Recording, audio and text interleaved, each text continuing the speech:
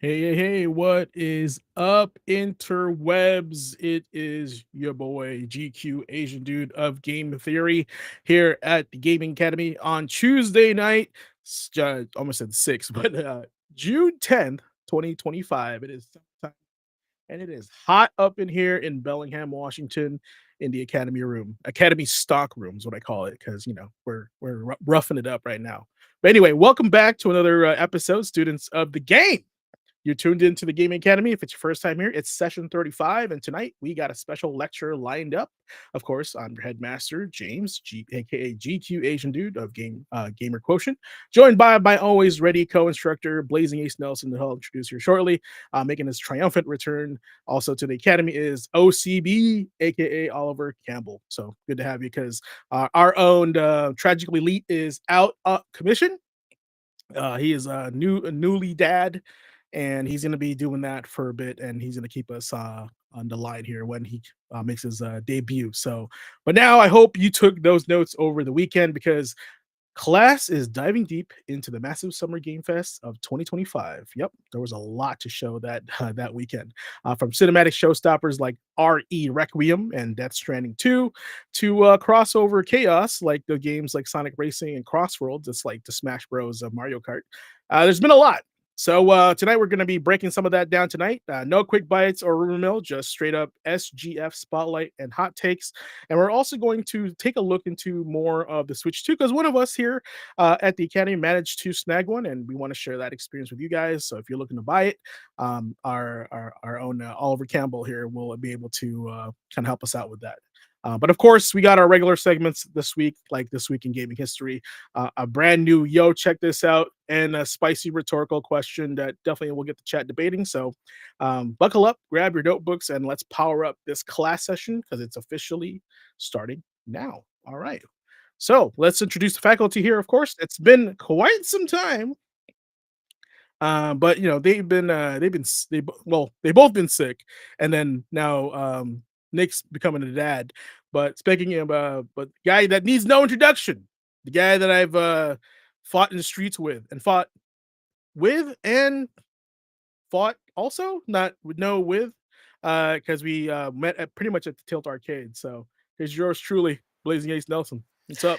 I believe what you were looking for is fought against and fought alongside. Alongside and against. There you go. Yeah. But it's good to be back, everybody. Man, that summertime flu hit me like, well, it hit me like Marissa. Oh, that hurts. Yeah. Is that a level 2? No, just level 1, but she held Level she held it back, so I just got like ragdolled. It level was 1 bad. super, yeah. Believe it or not, I have not played any Street Fighter 6 since it's come out, since after the demo. So, but I saw that they released the whole season 1 and 2 together, and I'm in. I'm taking a break from Tekken and jumping in. So Yep. I'm excited for that. Yeah, aside from getting sick, anything new over the week? Uh, well, I've actually been doing a lot of just jumping back into some of the older games that I've played, or at the very least, stuff that I haven't been playing. Stuff that I haven't been playing in a while. So, we're definitely going to be talking about that once we get to what we've been playing. Okay. Yeah, sounds like a plan. Yeah, we got a lot to uncover here. And I noticed I have not turned off my bot for St. Jude, so that's gonna be funny. Ignore that. So that campaign is already done. But on your own time, feel free to donate to St. Jude's because they're great when it comes to video gamers and streamers and charity. So but yes, making his triumphant return back and with a Switch 2 in hand, because I don't have one. And I don't know if you do, Ace. Do you have a Switch 2? No? Did you hear me? No, what was that? I was like, do you have a Switch 2? No, I don't. I'm holding off on it. You know how it is. You wanna wait until all the bugs worked out first. Oh yeah, and all the drama because there's been a lot. It's been a lot. So anyway, good to introduce him as always, Mr. Oliver Campbell. What up? There we Howdy, go. folks. Here I Welcome back, am. man. I'm the man with the Switch. I got all the dirt. You got the goods, right? I got all the dirt. It was an odyssey, though. It was weird getting it. but we'll get Oh, that. you gotta once we get to that, you gotta share the story because that's part of it was odd. part of that. There's been a lot of misinformation being thrown out. Like people have been throwing clips of like old angry GameStop like explosions, and you saying that was the Switch 2 release. So I would like to see what it actually went down on the sales floor. Because if you think about it, this is probably the first time since COVID where people are lined up in front of stores looking to get something. Because it's been a while since that's happened. So looking forward to hearing about that. Yeah, that's true. Yeah. Well, how you been? Oh, I've been doing. I'm really excited for Nick. Yeah. I'm juiced up for him, man. So when I became dad, it was like one of the best things that ever happened to me. I take that back. It is the best thing that ever happened There to you me. go. Yeah, That that's the guy's right answer. That guy's a riot. Like, I love that guy. So if he has even 50% of my experience over the past 5 years, now he's going to be in for a good time. And I'm very, very glad to be subbing in for him because look, brother got his hands full. Yep. He's got his hands full. Like, oh Lord. Yeah, he's basically on Gaming Academy maternity leave, so For really real. He's gonna be busy. And I told him just message me whenever you want to decide to come back. It's not no pressure. So Yep. no big deal. Because we got people that want to jump on. So awesome. Yeah. Anything else you guys want to share before we just get right into this? Well, it's gonna be a wild ride. We've just with Summer Games Fest alone, there is so much to cover. I mean, there is so much to cover that we made it a point not to add the tech to the syllabus this week. Yeah, there is no maybe we'll get to it. It's just no. there was a lot of information. Matter of fact, there were like 4, maybe 3 or 4 showcases over the weekend. Yeah, and we're only going to cover one because it's so much. Yeah.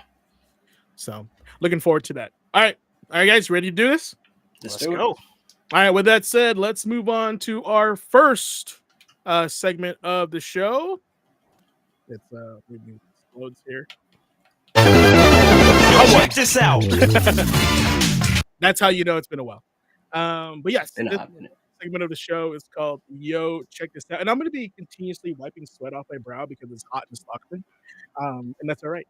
Because the Academy can't afford air conditioning yet. And so this part of the show is where we kind of feature a bunch of things that, we as nerds want to share with you in the gaming world, where it could be something random, could be something you already know about, or something just fun, like turning video game screenshots into cinematic gaming movies.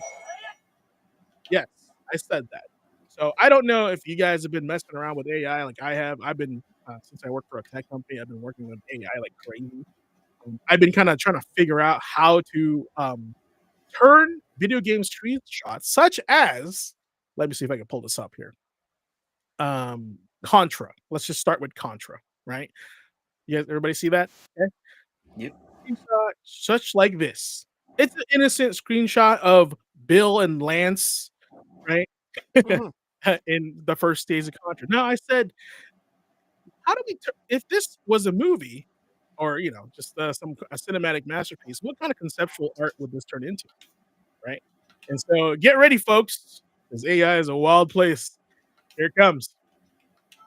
Now we know the introduction of the box art to Contra, right?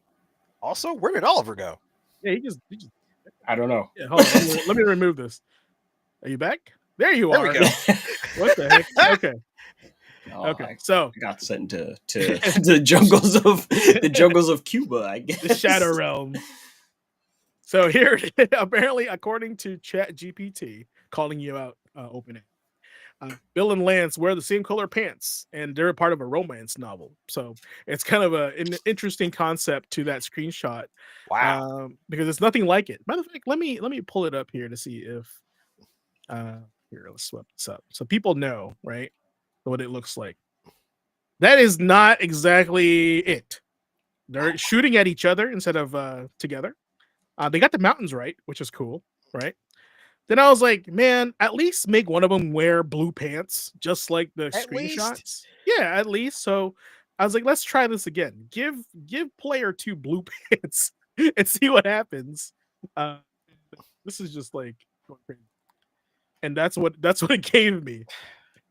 It gave him shirts. It's kind of weird, right? So This is definitely a case of in painting needed. right. So I said, well, this is a fail. This is a thumbs down for me. Not cool. And also, let's just say the guy on the floor looks way too happy, and I don't understand. So, He is kind of happy. yeah, it makes no Like, sense. whoa. It makes no sense. So I'm now uncomfortable. I was in a Konami mood when I was, brainstorming this. So I grabbed another screenshot from another game, right? So let's go ahead and remove this guy here. Let's see if I can. It keeps adding, which is weird. All right, there we go. So, does anybody remember this screenshot? Oh hell yeah, Life Force, Okay. All right, my man, right here, Life Force. I love me some Life cream Force. of the crop. Yeah, and I was like, what would this look like if they tried to turn it into a movie, right? Uh-oh. And I was like, Here I we was so go. concerned. I was like, this little flower thing here, I don't know what they're gonna do. Are they gonna make it look like we're in a human artery or something, right?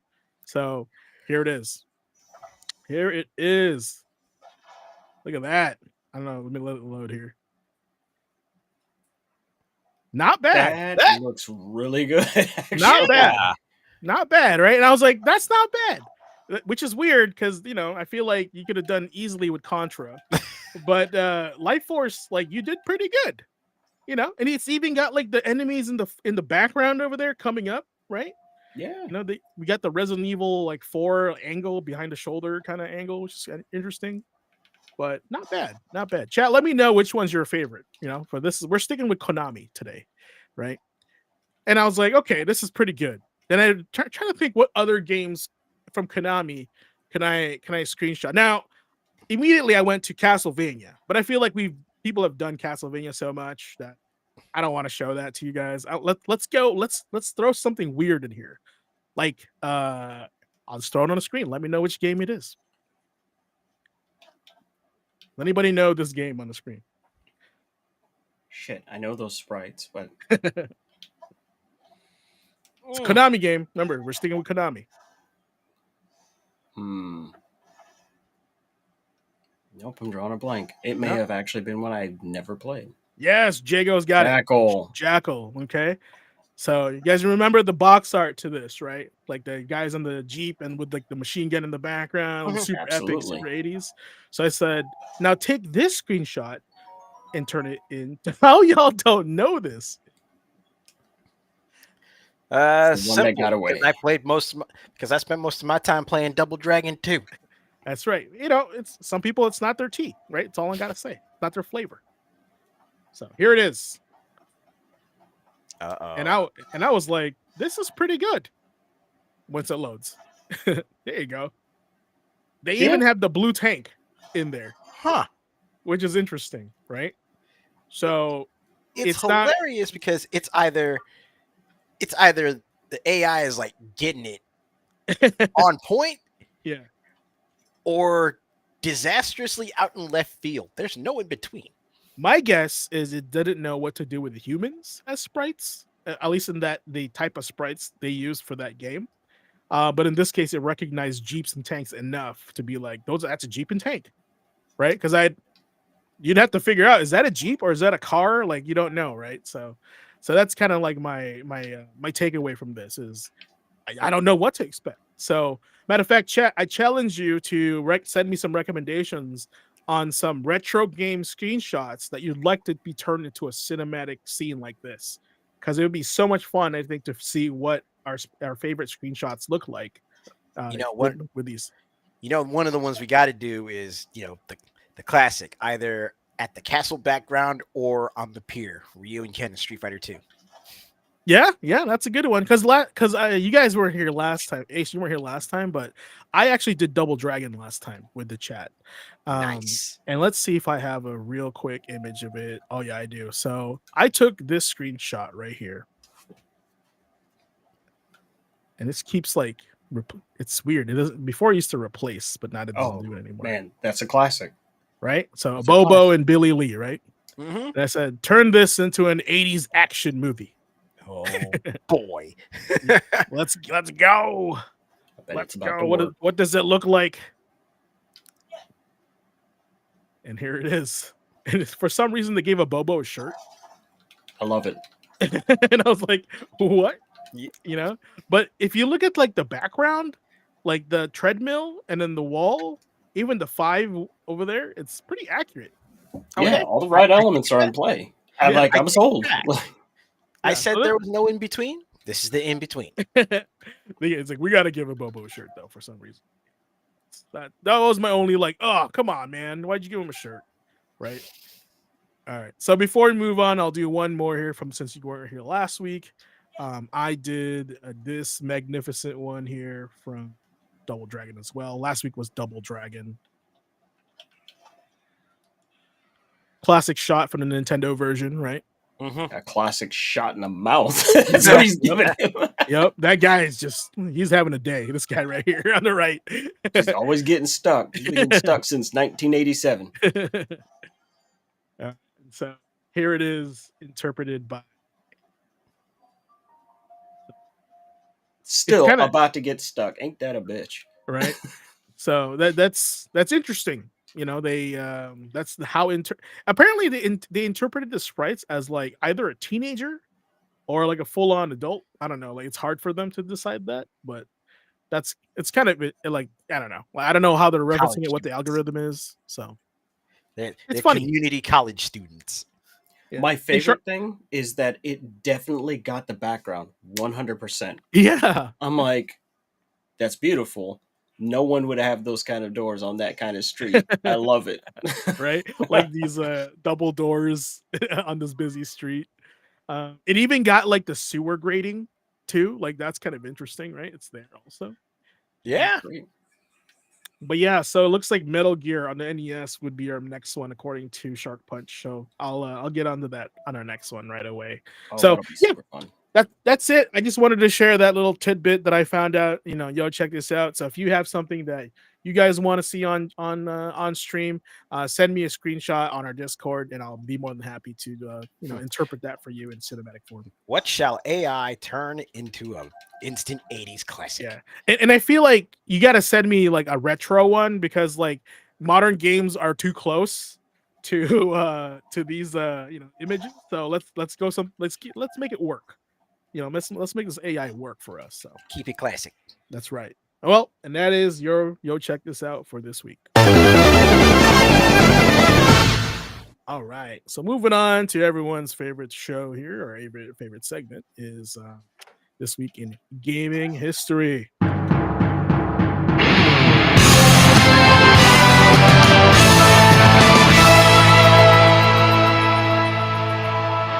Okay, everybody, welcome to This Week in Gaming History, where we cover this week in gaming history. This week, we're covering June 8th all the way to June 14th, right? And we're going to be talking about specific releases and also our experiences with certain games. There's too many games to name, but we do pick out the ones that are reflective of our experience and our show. So, with that said, let's get started. All right, so June 8th, the first one here, immediately jumping straight into it.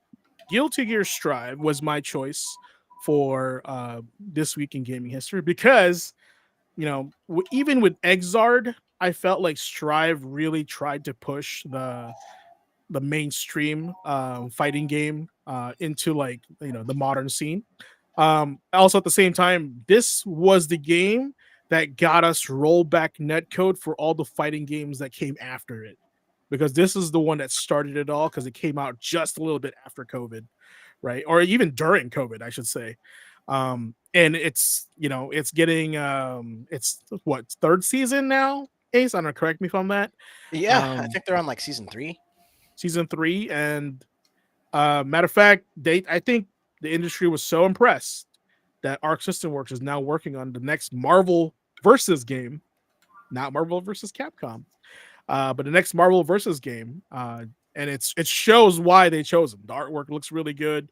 Arc System Works is always kind of like the premier, you know, anime style fighting game. Was always pushing the boundaries, and I think it is also like very thematically based on rock and roll and stuff like that. So I don't know.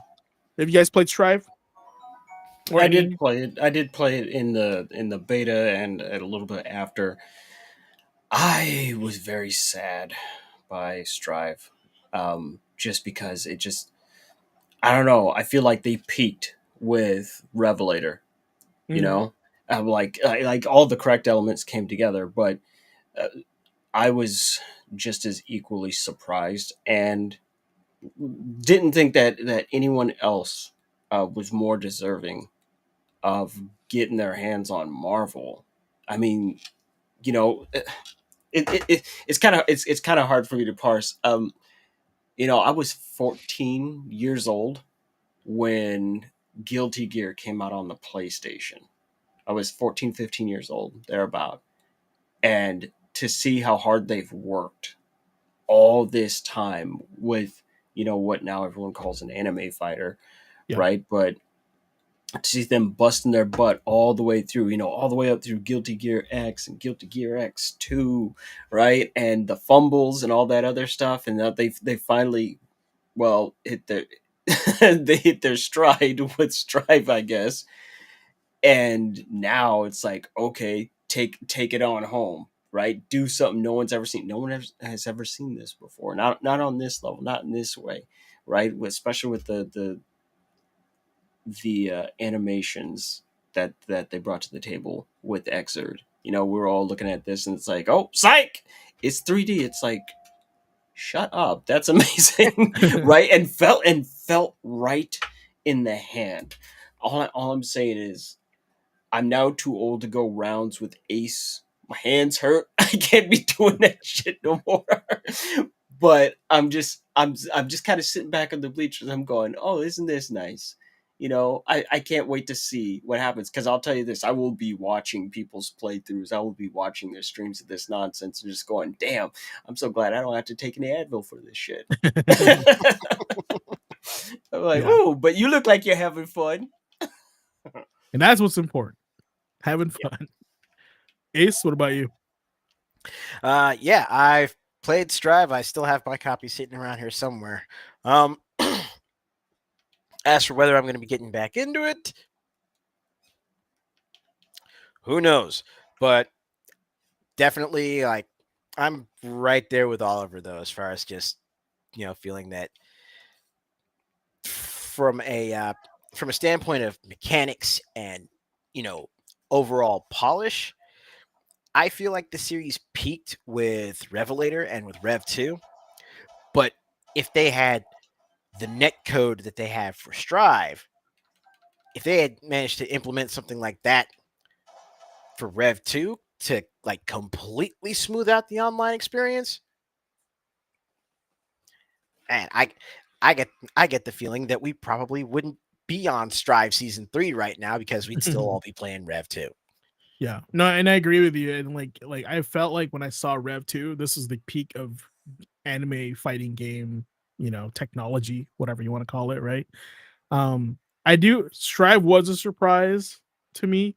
But Strive felt like the Street Fighter 5 of the Guilty Gear series, right? They went backwards because they wanted everybody to play it.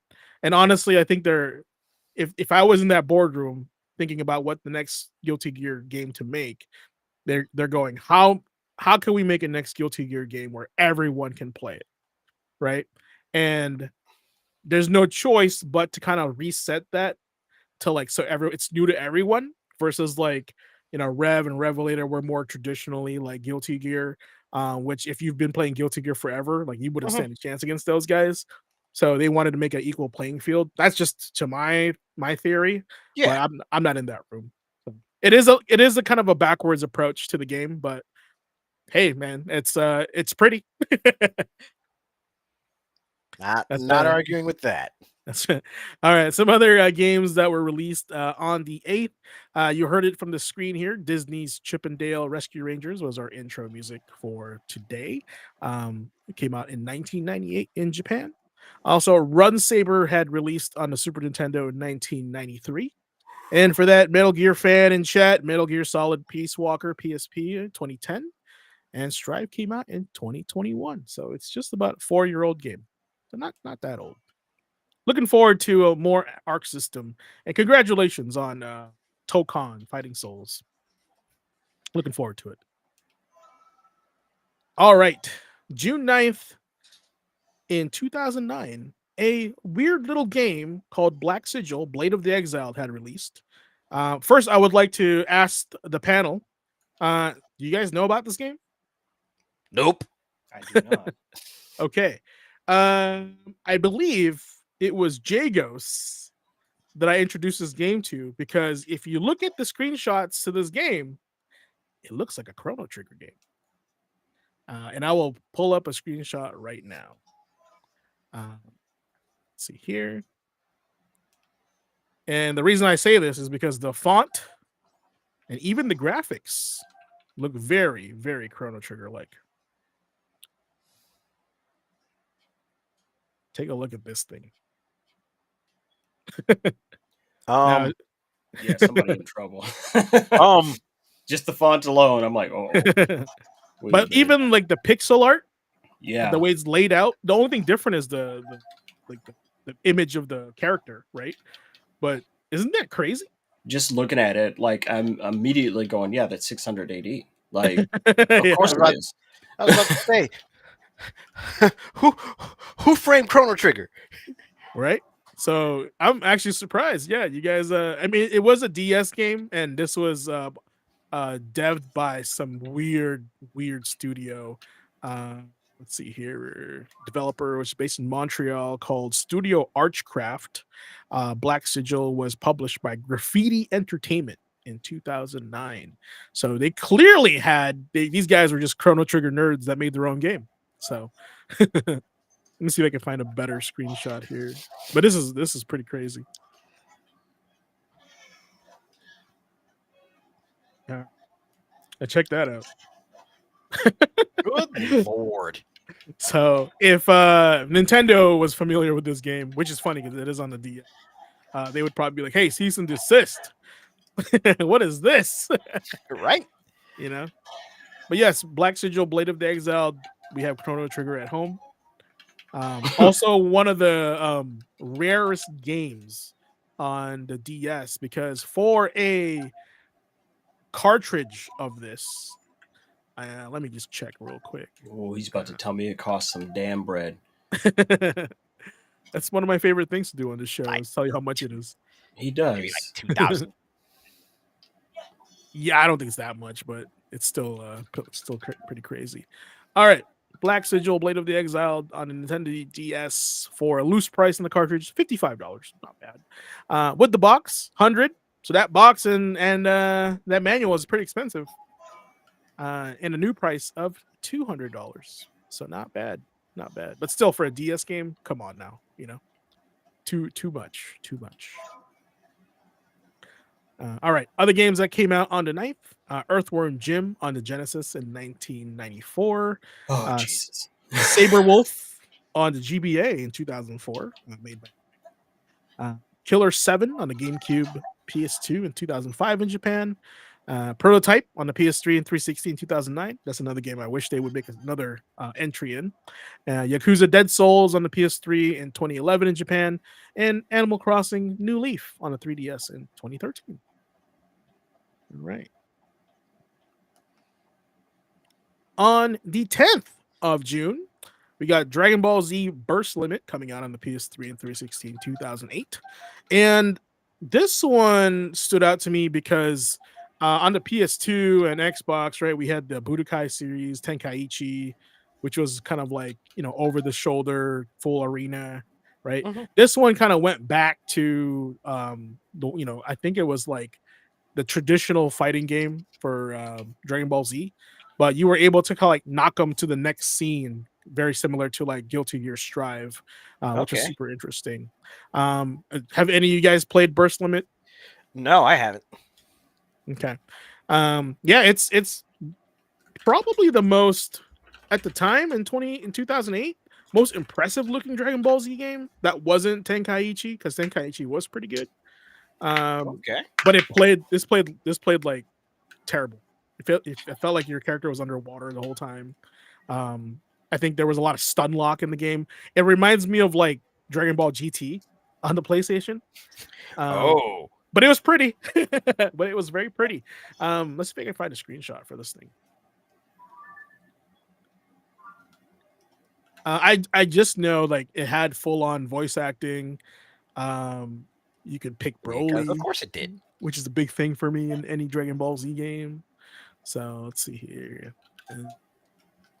But this wasn't the full arena like in Sparking Zero. This is more 2D, like on a one lane kind of fighting game. So let's see if I can find this.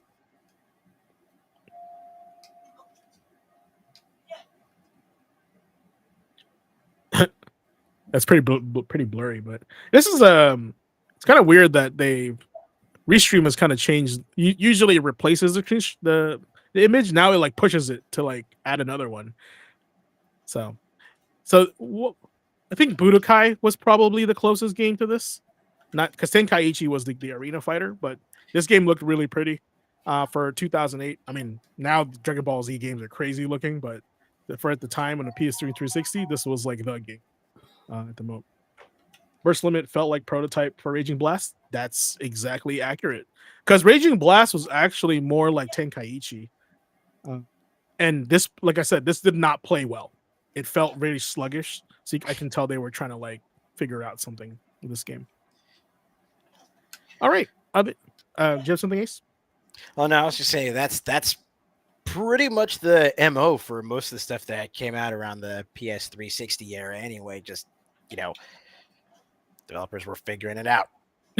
Yeah, for the titles that we loved, I feel like they were definitely trying to get a hold of like which direction they want to take their games and how graphic fidelity they want to take it to. So you are correct.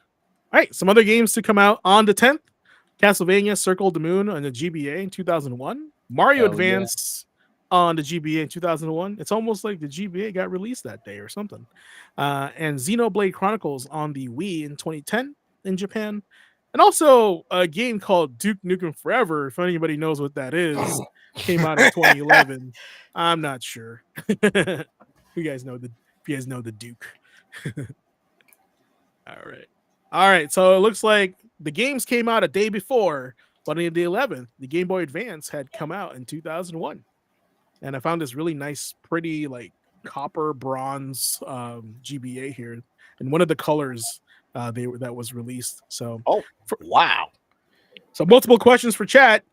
Did you own a GBA, and what color did you get? So there you go.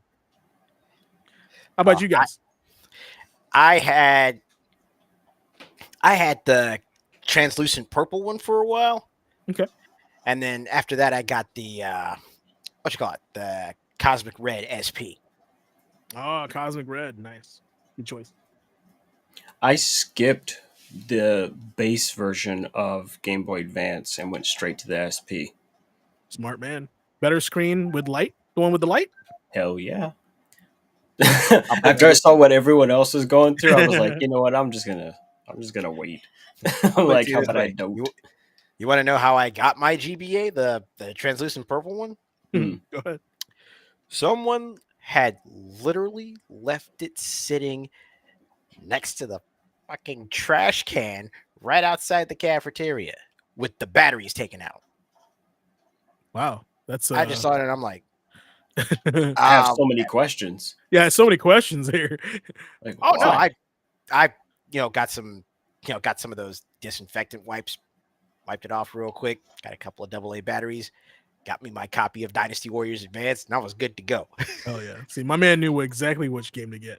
That's what He said it fell off the back of a truck. Like it might as well.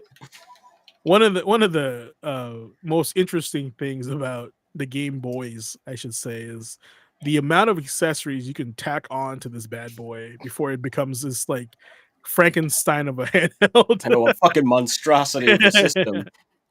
Yeah. I was having to tell some cats a while back. I was telling them about the Handy Boy for the Game Boy. And it's like, oh, speakers and a magnifier and an additional joystick and bigger buttons and all this. And it legit looks like some shit that Victor Frankenstein would make and then regrets.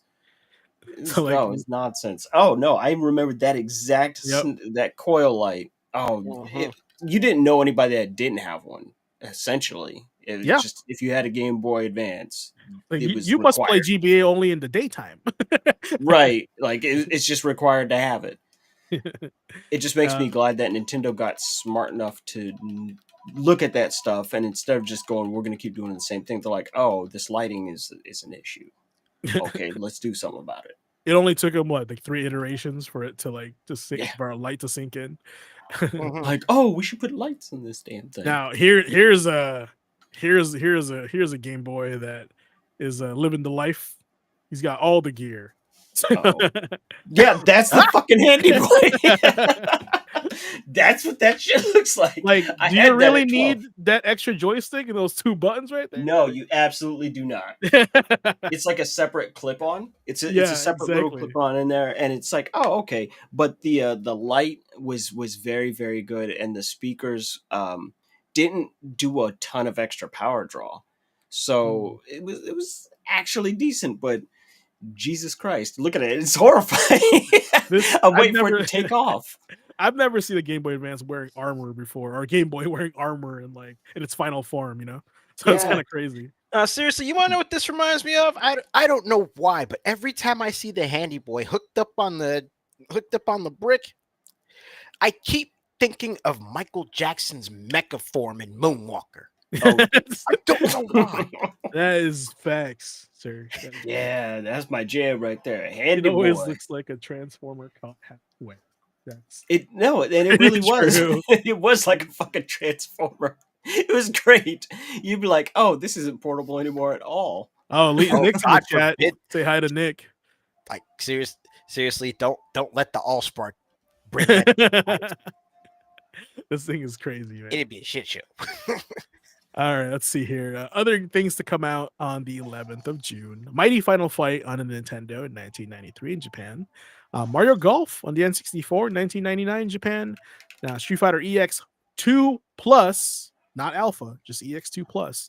It came out in the arcades in 1999 in Japan. Tekken Revolution, that really weird Tekken game that they released only on the PS3 in 2013, which is actually the choice of music that I have on Tekken 8 because I like their music. Contra Anniversary Collection came out on basically everything in 2019. And also Samurai Showdown, the Neo Geo Collection came out on PC in 2020. Now, Ace, I see a little highlight here for EX Plus or EX2 Plus. Oh What you got yeah. for us? So this was actually a surprise addition to my local arcade back in like 98, 99. I mean, everybody else was still playing, like Samurai Showdown and, KOF 99. We were playing JoJo's Bizarre Adventure. But when the cabinet hit for Street Fighter EX2 or for EX2 Plus, firstly, it was my first time actually, seeing that Street Fighter seeing that Street Fighter EX actually had a sequel. But then I saw EX2 Plus and I'm like, okay, let's see what's going on here. And absolutely loved the vast majority of the changes that were made to it. The only thing that was missing was the baller soundtrack from EX Plus Alpha. I'm like, this music's okay, but yeah, I needs that. But Yeah, that's some cool. other than that, the addition of the Excel mode, bringing in custom combos to Street Fighter EX that was a game changer because it opened up the gameplay so much. In addition to the guard breaks and the meteor cancels, being able to cancel from one super move to the next, and what's more, actually giving everybody, level 3 supers as well. So seeing the Shin Shoryuken for the first time in 3D. Pretty cool. Yeah, I think arguably Choice. this is our first 3D Street Fighter game before 4, right? And yeah, I feel like this gets kind of skipped over because it was developed by Akira, wasn't it? When not really Capcom. Mhm. And it actually played really nice, and I enjoyed it thoroughly. I enjoyed the new characters also. I enjoyed the gameplay. Like, yeah, no complaints. Yeah, I was a Volcano Rosso and Darren man. Not D Dark. No, dude. Have you actually Have you actually landed the God? If I knew what you're talking about, I'd say yes. Exactly. Gamble of Darren. That's Darren's level 3. And if you actually get all of if you land this on someone and you get all of the commands, even the hidden finisher command, and you actually win the toss up, that is it. The round is done. They're dead. Now, Darren, the guy in the purple gi, that's Alan, right? No, that's Alan. Okay. The guy that I like was the gangster with was it Cracker Jack? Jack? Yeah. Yes. Yeah. Then I liked him. He had the bat and everything. So that was really cool. Okay, because he reminded me of Ryoma. I was like, if Ryoma was in this game, that's basically this right? dude. Oh yeah, that's awesome. Brings back memories. So when are you gonna stream that for your audience? That'd be a good one. You know what? Honestly, on related to that, I've kind of been wondering when is Capcom gonna release those games? Are they ever gonna HD those bad boys up? I mean, we've had all those fighting collections Oh come my along, right? god, I wish. I feel like if they did, it would have to come with that the other game that they made with Terry in it. You know what I'm talking about? Mhm. That new one. I would love to see that with Fighting EX Layer. Yeah, fighting. Yeah, that would be like the hybrid, right? The EX games, right? EX Layer, EX Alpha, EX Plus. Or hell, no. Bring out the collection with Street Fighter EX Plus Alpha, EX2 Plus, EX3, and not Fighting EX Layer, but the original Fighting Layer. Even better.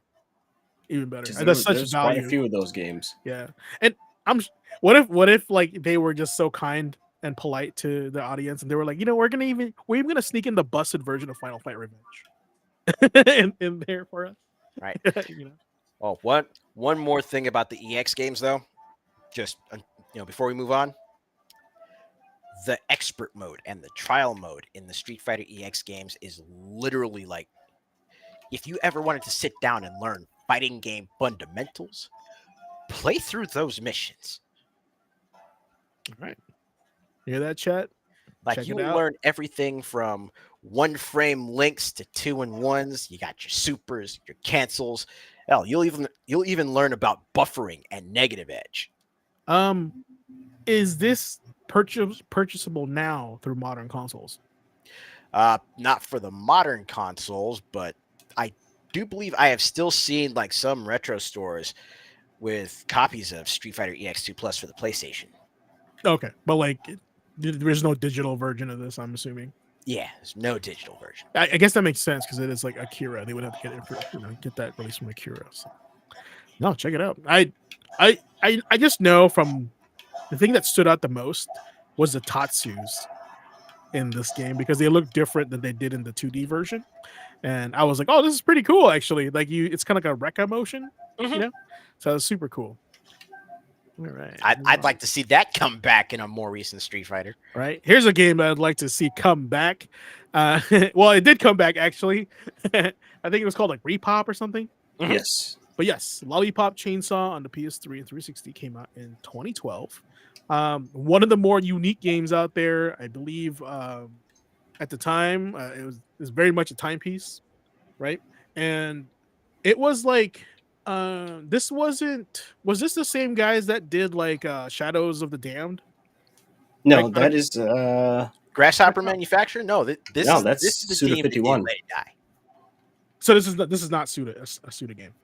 No, it is. It totally is. Okay. Yeah, okay. It's a Suda joint. Okay, cool. Yeah, that's kind of Suda 51 kind of reminds me of like A24 in the movies, right? They have like their own style of making their games, right? And are they even still around? like Suda 51? Yeah. Anybody Homie's hanging out. He's hanging out. Because they're kind of like, it says Games Gun actually helped Suda 50 with this game. Wow, interesting. Yeah, what was the game that just got announced, you guys? It's a new Suda 51 Romeo's game. a Dead Man. Romeo's a Dead Man. Yep. See, that sounds awesome. Oh, it's absolutely bonkers looking. You're like, we knew the second we saw the shit, it was like, yeah, there's only one guy that does crazy shit like this. Bam, it popped up. So I'm like, you know what? I'm here for it, man. You sold me on No More Heroes decades ago, and I'm just, yeah, fuck it. Yeah, No More Heroes is pretty cool. Exactly. Yeah. It's like the demonic fusion of No More Heroes and Rick and Morty. Oh God. Like that's the vibe that I got from Dead Man, and I'm like, you know what? Fuck it, I'm in. Jago He's out here says wilding, Lollipop yeah. Chainsaw is so weird. Everyone liked it, but no reviewers played it. Looks like they wanted to bury it. It kind think of we all know sounds why. like they got the God Hand treatment, right? Oh, yeah. All the Yeah. game journals were like, "This is a terrible game," but all the gamers were like, "This is so fun and stupid," you know. I think that's Yeah. an important point that gets Yeah. missed a lot. Yep. This is fun and stupid. People kind of tend to forget that we are actually aware that, quite a few games are just kind of fucking dumb. like of course they are. Like, this is the stupidest premise ever. I mean, but that's part of what we're buying, right? Like, no one cared about God Hand until they started playing it, and then word of mouth, they're like, this is fucking nuts. You could just kick a guy in the nuts. So you're like, get out. And then it just keeps going. We're like, this is the corniest fucking shit I've ever seen. I love it. Yeah. And imagine babies. I just feel like journos don't have a sense of humor. They just take everything too serious. Like, Anymore. relax. Yeah. It's a very frustrating point for me. Like, as someone that worked in that, and it's like, well, you got to remember why we're even doing this. We do this to talk about things that are fun. We talk about entertainment, and somewhere along the line, they forgot that you are looking at entertainment, and sometimes we just don't have to take shit so seriously. Mm-hmm. I've always said that about movies. Like, not every movie's gonna win an Oscar, but it doesn't mean it's a bad movie, right? It's just doesn't have those things that they're looking for in an Oscar, right? Absolutely.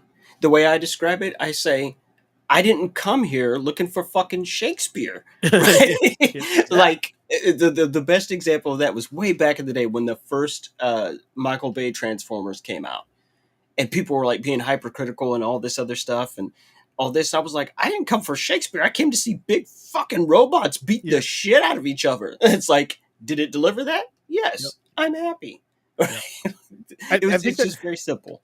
I think there was also a comedian that said, like, I can't remember who it was, but it's like, can you imagine if Transformers the movie came out in 1950? People would just be like, oh my God, they're invading. It's so real. Like, yeah, we They'd clearly have. Yeah, exactly. Like, oh, this. And then he's like, people's head would just start exploding. What's happening? I forgot who it was, but I think it was Nick Swardson, but I can't remember who it was completely. Yeah, it'd very much be a very War of the Worlds type scenario. Like, you got to be careful with that shit. Speaking of games to be careful with, StarCraft 64 on the N64 came out in 2000, because that game is super addicting. I don't know about the 64 version, but I do know the regular StarCraft was really, really addicting. Metal Slug 4 on the Neo Geo in 2002. Tenchu Z, which I don't think I played, on the 360 in 2007. MGS4, Metal Gear Solid 4, if you guys don't know what that is. Guns of the Patriots came out on the PS3 in 2008. Gravity Rush in the Vita in 2012 as well. So, solid day for gaming. It is a good day. Gravity Rush is fantastic. Yeah, hard to get a copy of. Also, just a physical copy. Really, for the Vita or just period? I know the Vita is like it's not that hard, but it's still like it is a Vita game, so there's not a lot of them made. But the PS4 version, super hard to find. Wow. I think they only released. I think Amazon was the only one able to distribute it.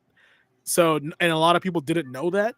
And so a lot of the copies you see now are like people that bought it from Amazon and they either like resold it or like it's a secondhand copy.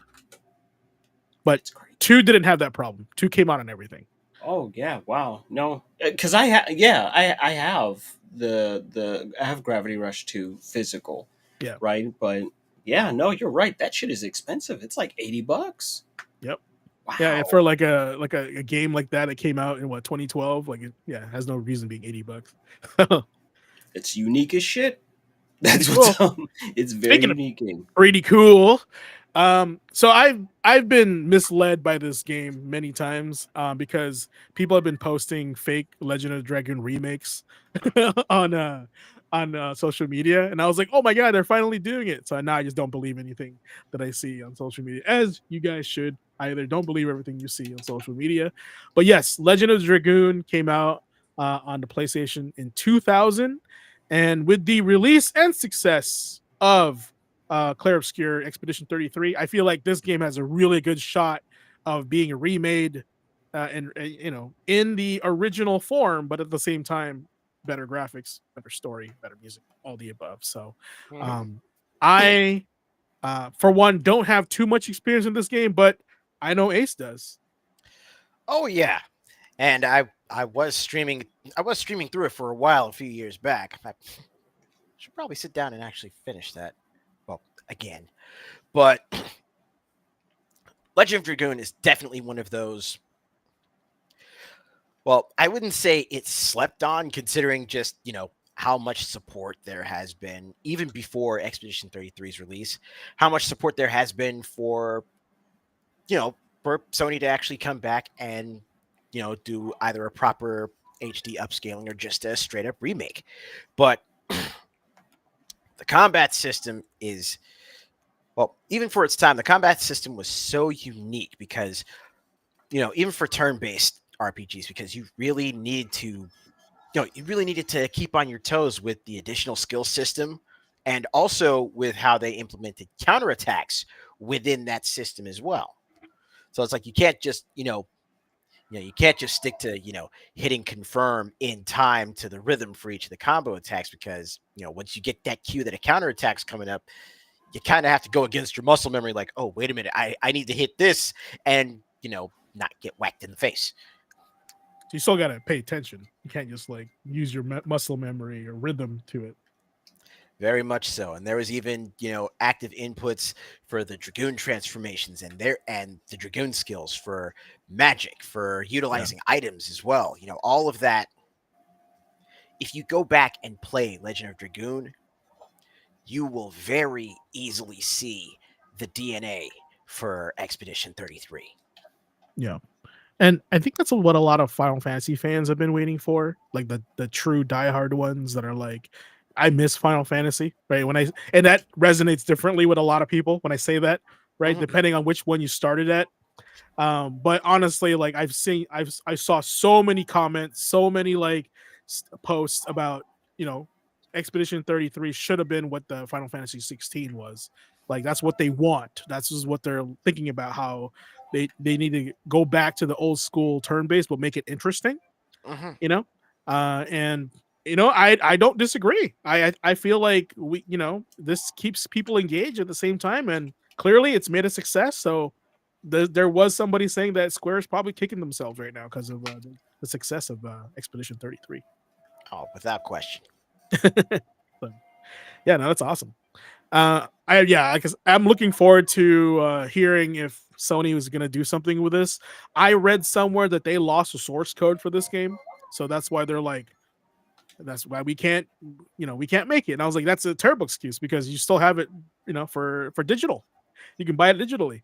I don't know how that works, but it's there. So, but yes, if here's the thing: if Sony wants to charge us $80 games, I better get a complete Legend of Dragoon experience. Give me like 4 discs.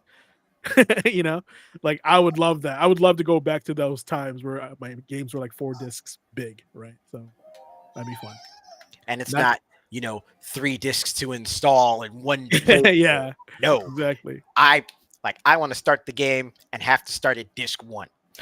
Yeah. Next disc. You're like, when was the last time you guys had to do that? I think mine it has to be Metal Gear. I think I remember doing that for Metal Gear 4. Yeah. Like, wow, you made me think just about disc switching. I was like, when was the last time I had to switch fucking disc? Like, oh my god, it's been a very long time for that. Yeah. Metal Gear 4, I do remember. I'm like, because I remember I was like, I still have to do that. I remember saying that. Hold on, I think one of the more recent Tales games actually had us switching over to a second disc at least. Like on the PS3 or Yeah. PS4? Okay. Vesperia? No, I've never played Vesperia, so I don't know. So that'd be a good one. Chat, if you know, put it in chat. Would love to kind of know that. That'd be interesting. Or what was the last game you guys played that you had to switch discs for? So because that's a callback, 100% callback. Also, shout out to No Shoes in chat. Your hat's here somewhere. I don't know where it went. I just had it on a few minutes ago before the stream. That's good. According to Shark Punch, Metal Gear Solid 4 is going to be part of the next collection. Ooh, that's a big one too. I've been meaning to replay that, so hopefully, nice quality of life changes in that. You know, right down to it's going to be super interesting, right? If they're really putting in the work too, which Konami is trying to have a redemption arc right now, but just that fucking installation. In the first place, they're like, okay, you're gonna play Metal Gear, come back in 2 hours, brother. Right, that was so long ago. Yeah, like, and that kind of takes me back to earlier, one of the other games that popped off this week in gaming history, freaking Yakuza Dead Souls. This was back when they had back when they had the little cutscenes that happened during the installations. Yeah. I was thinking like maybe they should have let us play Nintendo NES Metal Gear while we were waiting for the install. That would have been. Oh, that would have been so cool. Yeah, fun callback to that. So kind of or like a little like recap of like all the Metal Gear storyline up to that point would kind of be nice. Something to watch, be entertained. So, but yes, other games that came out on the 13th. I don't know if anybody knows this game, but I remember renting it from Albert Video in Chicago in 1987, called Star Soldier for the Nintendo, which came out in 1986. Anybody remember Star Soldier? It was definitely a shmup. We have Life Force at home, and like it was made at home. Star Soldier, yes, absolutely. So. It is, it's definitely Life Force. Yeah, we home. At home, 100%. Oh 100%. Wow. So yeah, I brought that one. Was like that's one of those games you're like, that's all I have. I can't afford Life Force. Wow, right. Listen, you just have me juiced up because like it's like literally 4 dudes on Earth that know about Life Force. It's me, you, my brother, and I don't know what other guy that lives in like Albuquerque or some shit like that. It's great because Gradius gets all the it gets all the love, right? But Life Force and R-Type, Life Force for 2 players. Come on, this is the cream of the crop. And I'm not gonna lie, I purposely put 2 players so I can be the red ship. Hell yeah. I just let player 1 die the whole time. Yeah, me and my brother dropped hours up in that game. Again, just like you said, because when your ass is poor and you can't buy any more games, you learn to get really good at what you got. Yes, right? Sir. No, that was it. Yeah, let me just say this. I love that you do this segment of the show. This is probably my favorite part of your show. Because it makes me jump back in time, like in so many different ways. I'm like, oh man, how could I forget that? How could I forget that? No, it's all right. This is good. We literally talked about swapping discs, and we talked about Life Force, and we showed you. We talked about Jackal. So right, I love bringing back games. You guys are like, what? I thought nobody knew about that game. Right. Yeah, I feel dusty but seen. Exactly. Dusty but validated. Yeah. I'm like, oh man. I'm turning to fucking dust in front of you, but I'm like, at least you found my tomb. So right. And this is why I enjoy This Week in Gaming History, because like we'll find some like game we haven't heard about and like, oh, you knew about that? I didn't know about that. Like I thought I was the only one, Yeah. It's really entertaining. It's wonderful. And I love how chat just talks about how old we are. I know. So, that's great. But yeah, I'm Star just gonna throw them all away. Also, the Armored Core Last Raven came out in 2006 on the PS2. Was that the last Armored Core game on the PS2, Ace? You know? Actually, yeah, it was. Perfect. It's actually kind of funny because the game that I chose for the day, Legend of Dragoon, but then the last two on this list, both the Armored Core Last Raven and Street Fighter Alpha Anthology, both came out on the same day for the PS2, and I actually picked them both up. This was the day, man. This was your day. Yeah. That's what I gotta say, right? And see, we just heard another story from Ace. He picked up both of these games on the same day back in when they got released. So that's great. I love hearing about that. I do remember snagging a copy of Street Fighter Alpha Anthology because the value of that was so good. I think it was like four anthology games because they even did Street Fighter 2 Gold Alpha, I think. Yeah, it was Alpha, Alpha 2, Alpha 2 Gold, and 3. And it wasn't just those 4 games, but it was the arcade and console ports of those games all on that one disc. Yeah, that was the OG Capcom fighting or Street Fighting collection right there for Street Fighter. So yeah, they Capcom really has a history of making these anthologies, and honestly, like keep at it. We love it.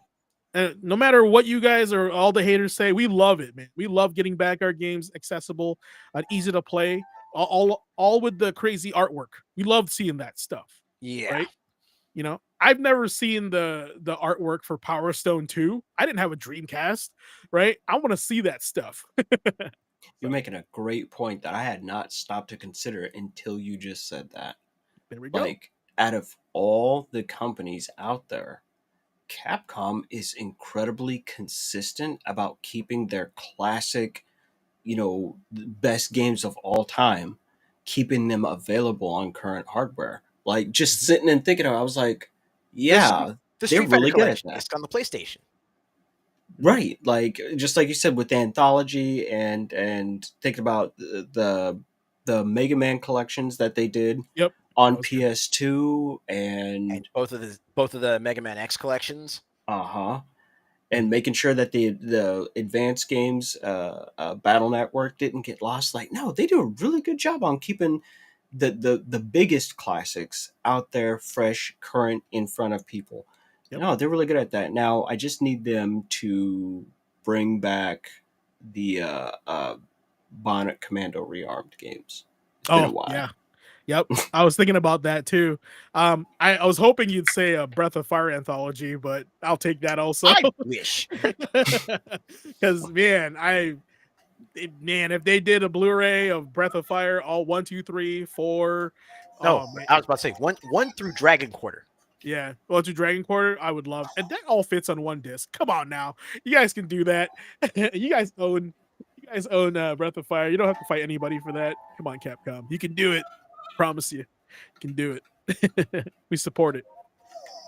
And of course, speaking of Capcom games with potential, imagine how many more different Capcom game collaborations they could have done for Exoprimal. Oh my gosh, more of their franchises had been out there in front of people. I agree with you because I can already see Commando, Mega Man, of course, Mega Man. That Yellow Devil fight was wild. I'll throw in a really obscure Capcom game. Ready? Gunsmoke. Gunsmoke. Wow. Right. Or any 1943 game that they released. Like all those games could have been there. Look, Exoprimal cross Piano 3. Bruh. Gone all the way back. Like, no, I zoomed off. I went fucking full Vietnam. I'm like, God, he's always talking about some old shit that nobody else knows. It's great. I try to one up with Gunsmoke. So Gunsmoke. Oh my God. Yeah, you guys know what Gunsmoke is? Tell me about Gunsmoke. It's a shmup, cowboy shmup. So pretty cool. Primal Cross Haunting Ground would have been interesting. Oh my gosh! Pretty much any of those like suits that matches like their games would have been perfect, right? Like who was saying in chat? Andre saying a Virgil suit for the samurai guy. Yes, right. That would have been so sick, like a devil form or something like that. Yeah, no, like that could have been a Bionic Commando. Vigilant with the skin of Nilan from Remember Me. Thank you, Andre. right? Just they could have so much fun with their own. Like I said, Capcom has such a deep book of encyclopedia of things they can work with. So Godhand Zephyr. I'm done. oh, there you go, you got it. Here, a company that doesn't have a lot to work with, I would say, is Midway right now. Because I have not heard anything from PsyOps, the MindGate conspiracy, since 2004. But arguably was actually a pretty decent game at the time. I don't know if you guys played it or not. I have not played it, but I definitely did know of it. Ace, have you played PsyOps? This was at Reset all the time. Nah, haven't played PsyOps. Heard of it, but haven't really picked it up. So if if the Force Unleashed had a gun instead of a lightsaber, I would say PsyOps would be the closest thing to that. But it's very uncommon. It's very uncommon for Midway to make games that is not Mortal Kombat, NBA Jam, Blitz during that time. The only other game I can think of that Midway made aside from this one on the PS2 was probably Area 51 and also Narc. They remade Narc. Right. Which shocked the hell out of me. Right. I always be talking about Narc, man. I talk about Narc like once a week. I'm like, dog, you shoot a dude on PCP with a fucking missile. I was like, no holds are barred at this point. You know, and I applaud Midway for attempting to dabble into their other IPs and stuff. But this was actually considered a success to them because I know like at Reset, this game sold pretty well. Like a lot of people knew about this game. And oddly enough, they were like usually the non-gamer types. They were like looking for some dude that was like just wanted to play games on his day off that didn't play video games. Like this is the game that they chose because it looks like an 80s action movie, right? So, and it was selling to the right people, I guess. Like, it had its audience, but not the audience that we think it is. So that's all I really got for that. I played it very briefly when I was testing out consoles, but not too much into it. Midway peaked in the PS2. You right, Andre? You're right. Yeah, I'd agree with that. Right. I know I bought a lot of their Blitz games, that's for sure. The goddamn arcade collections. Oh yeah, 100%. I love it. Rampage. Yep, all about that. And getting near the end here, last few games on the 14th. Tetris came out on the Game Boy in 1989. Donkey Kong also came out on the Game Boy in 1994. Eternal Sonata came out in 360 in 2007 in Japan. That's a game that needs to come back in some way or form to be replayed again on modern console. And a couple games here. The Last of Us on the PS3. That's where it all started in 2013. And Dead by Daylight on the PC in 2016. Fun story about Dead by Daylight. Didn't know what it was until I started watching streamers play it. And that's how I got into Dead by Daylight. Yeah, I had sat down and it was actually with a couple of our folks from the Metro City Boys podcast, but I sat down and played Dead by Daylight a couple of times, and I was the killer. Nice. And every time I snuck up on someone, it never failed. I did my best Homer Simpson impression on What's Good Neighborhood? You should have modded Homer Simpson next time. Hey, bro, you want to see what the chainsaw hockey mask? Yeah, it's Krusty the Clown. Oh my, yes.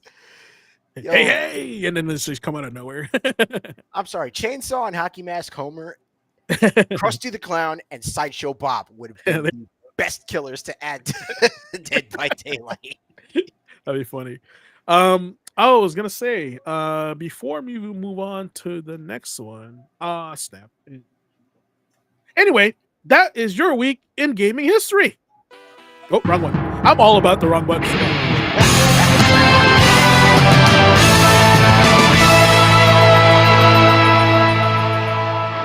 All right, chat. So, as you guys know, Nick is not here today. He's being a pop, being a dad. So I'll have Ace take over the SGF Spotlight in 2025 as we go through the topics for today. And as he's chatting, I will try to find as much gameplay footage in the background for you guys to watch. Please feel free to discuss and add anything to the conversation. So Ace, take her away. So, as was, just mentioned, I am going to be your substitute teacher for the news today. But, again, once we hit the rumor mill section, just remember to take everything with a large grain of salt because, news is always developing.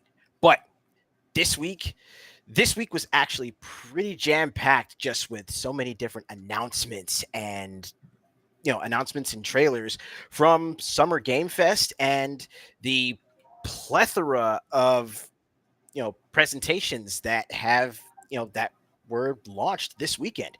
You could honestly say that Summer Game Fest 2025 or just Summer Game Fest in general, you could you could be forgiven if you were to call that the new E3 or the replacement for E3 because that that has become the big industry event where not only are games being announced, but you know, developers, publishers, and talent inside the gaming industry is all being gathered together to to network, to show off what's coming down the pike.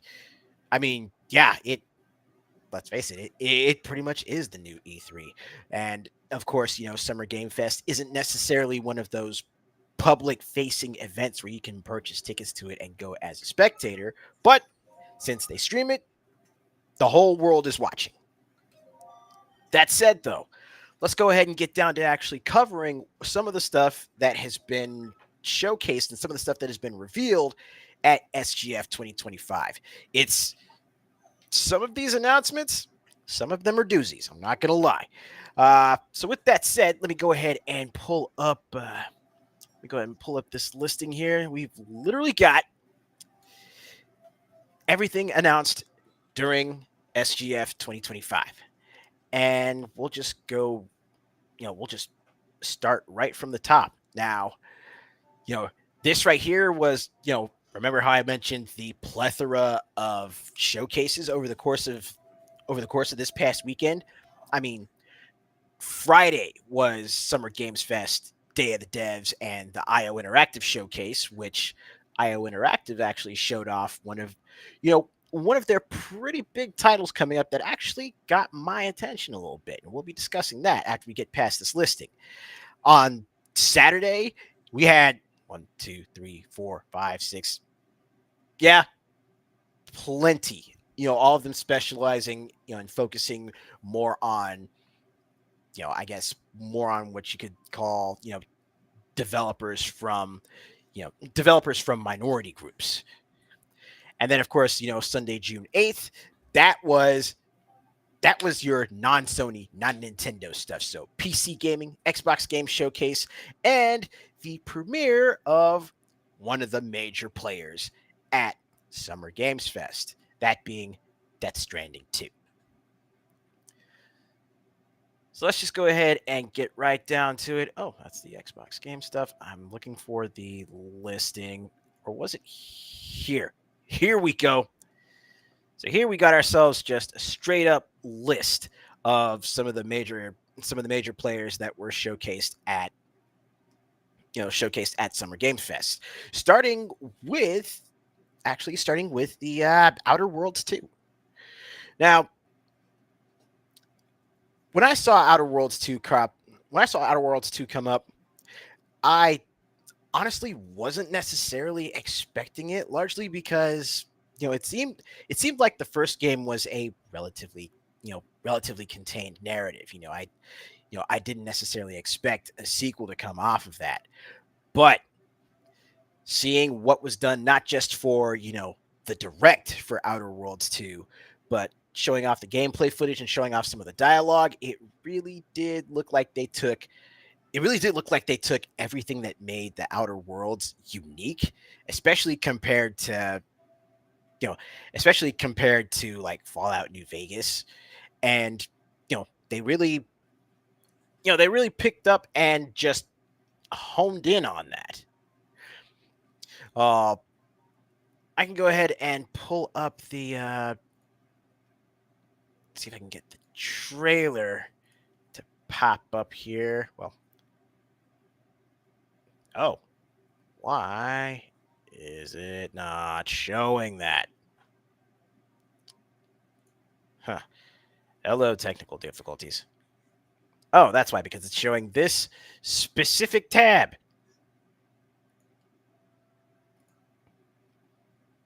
That's better.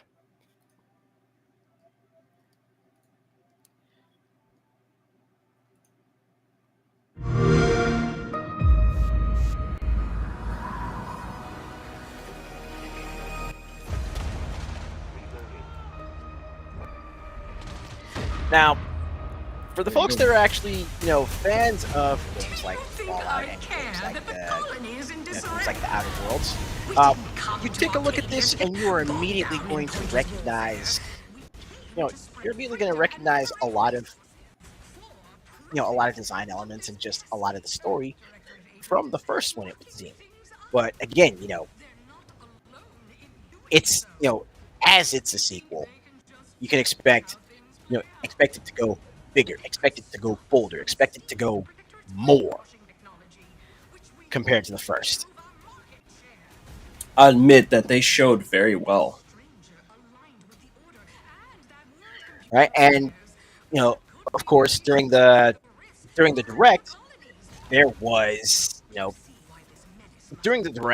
was mention of how they're bringing back the perk system. The perks and the flaws, like everyone's personal favorite, bad knees.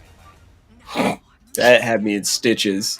I was like, "How are you gonna make a game mechanic?" And then knees said "crack," and all the dudes turned around. I was like, "Oh, yeah, no, you did it." You stand up, your knees rattle like a machine gun, and everyone gets the Metal Gear Solid exclamation point. Just, what was that noise? I'm really proud of him for figuring that out. I was like, "This is it. Like we've now peaked with gaming. That's it. Once we got bad kneecaps in there, we're not doing any better." Now, as GQ mentioned in the chat, this is going to be this is going to be among, the first of of an upcoming slate of games that are going to be retailing for the base package, starting at $80, and that does have a good number of folks, questioning a few things as far as whether or not they're going to purchase the game. But again, this is definitely going to be a wait and see kind of proceeding here. Yeah, for sure. That said, outside of bad knees, what do you guys' take on this so far? I think that these guys obviously have a ton of pedigree.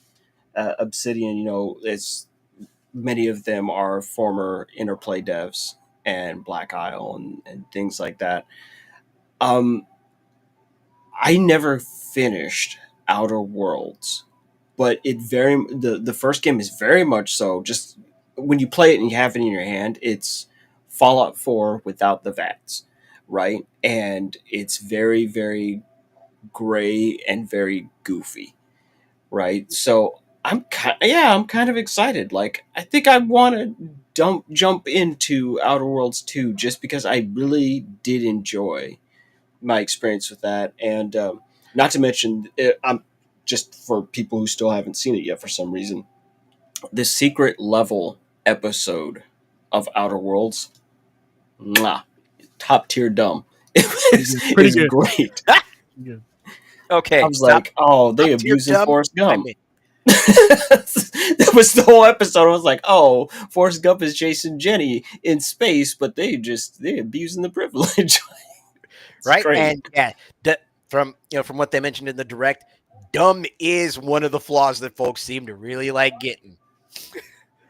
Like, yeah, let me get just a top tier idiot. Like, let's go with it. Banging on stuff to make it work. I'm like, yeah, like let's go, let's do it.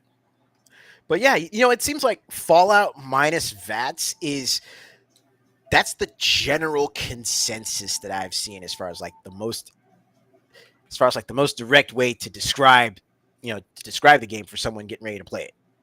Yep. It really is. You just don't have a VAT system. It's like Fallout without VATs and bad knees. Bad crackling ass knees, man.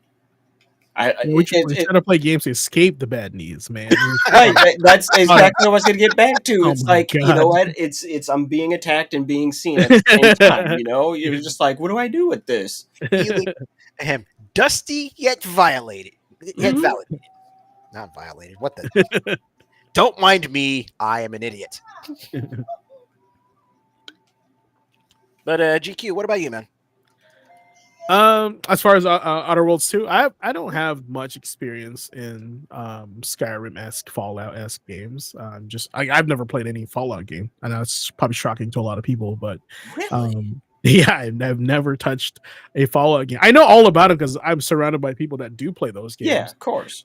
But personally, I have not played a Fallout game to its like fully or even 2 hours in. I don't know, but I don't know why. Outer Worlds has charm, and I think that's what draws me to the game if I were to choose, right?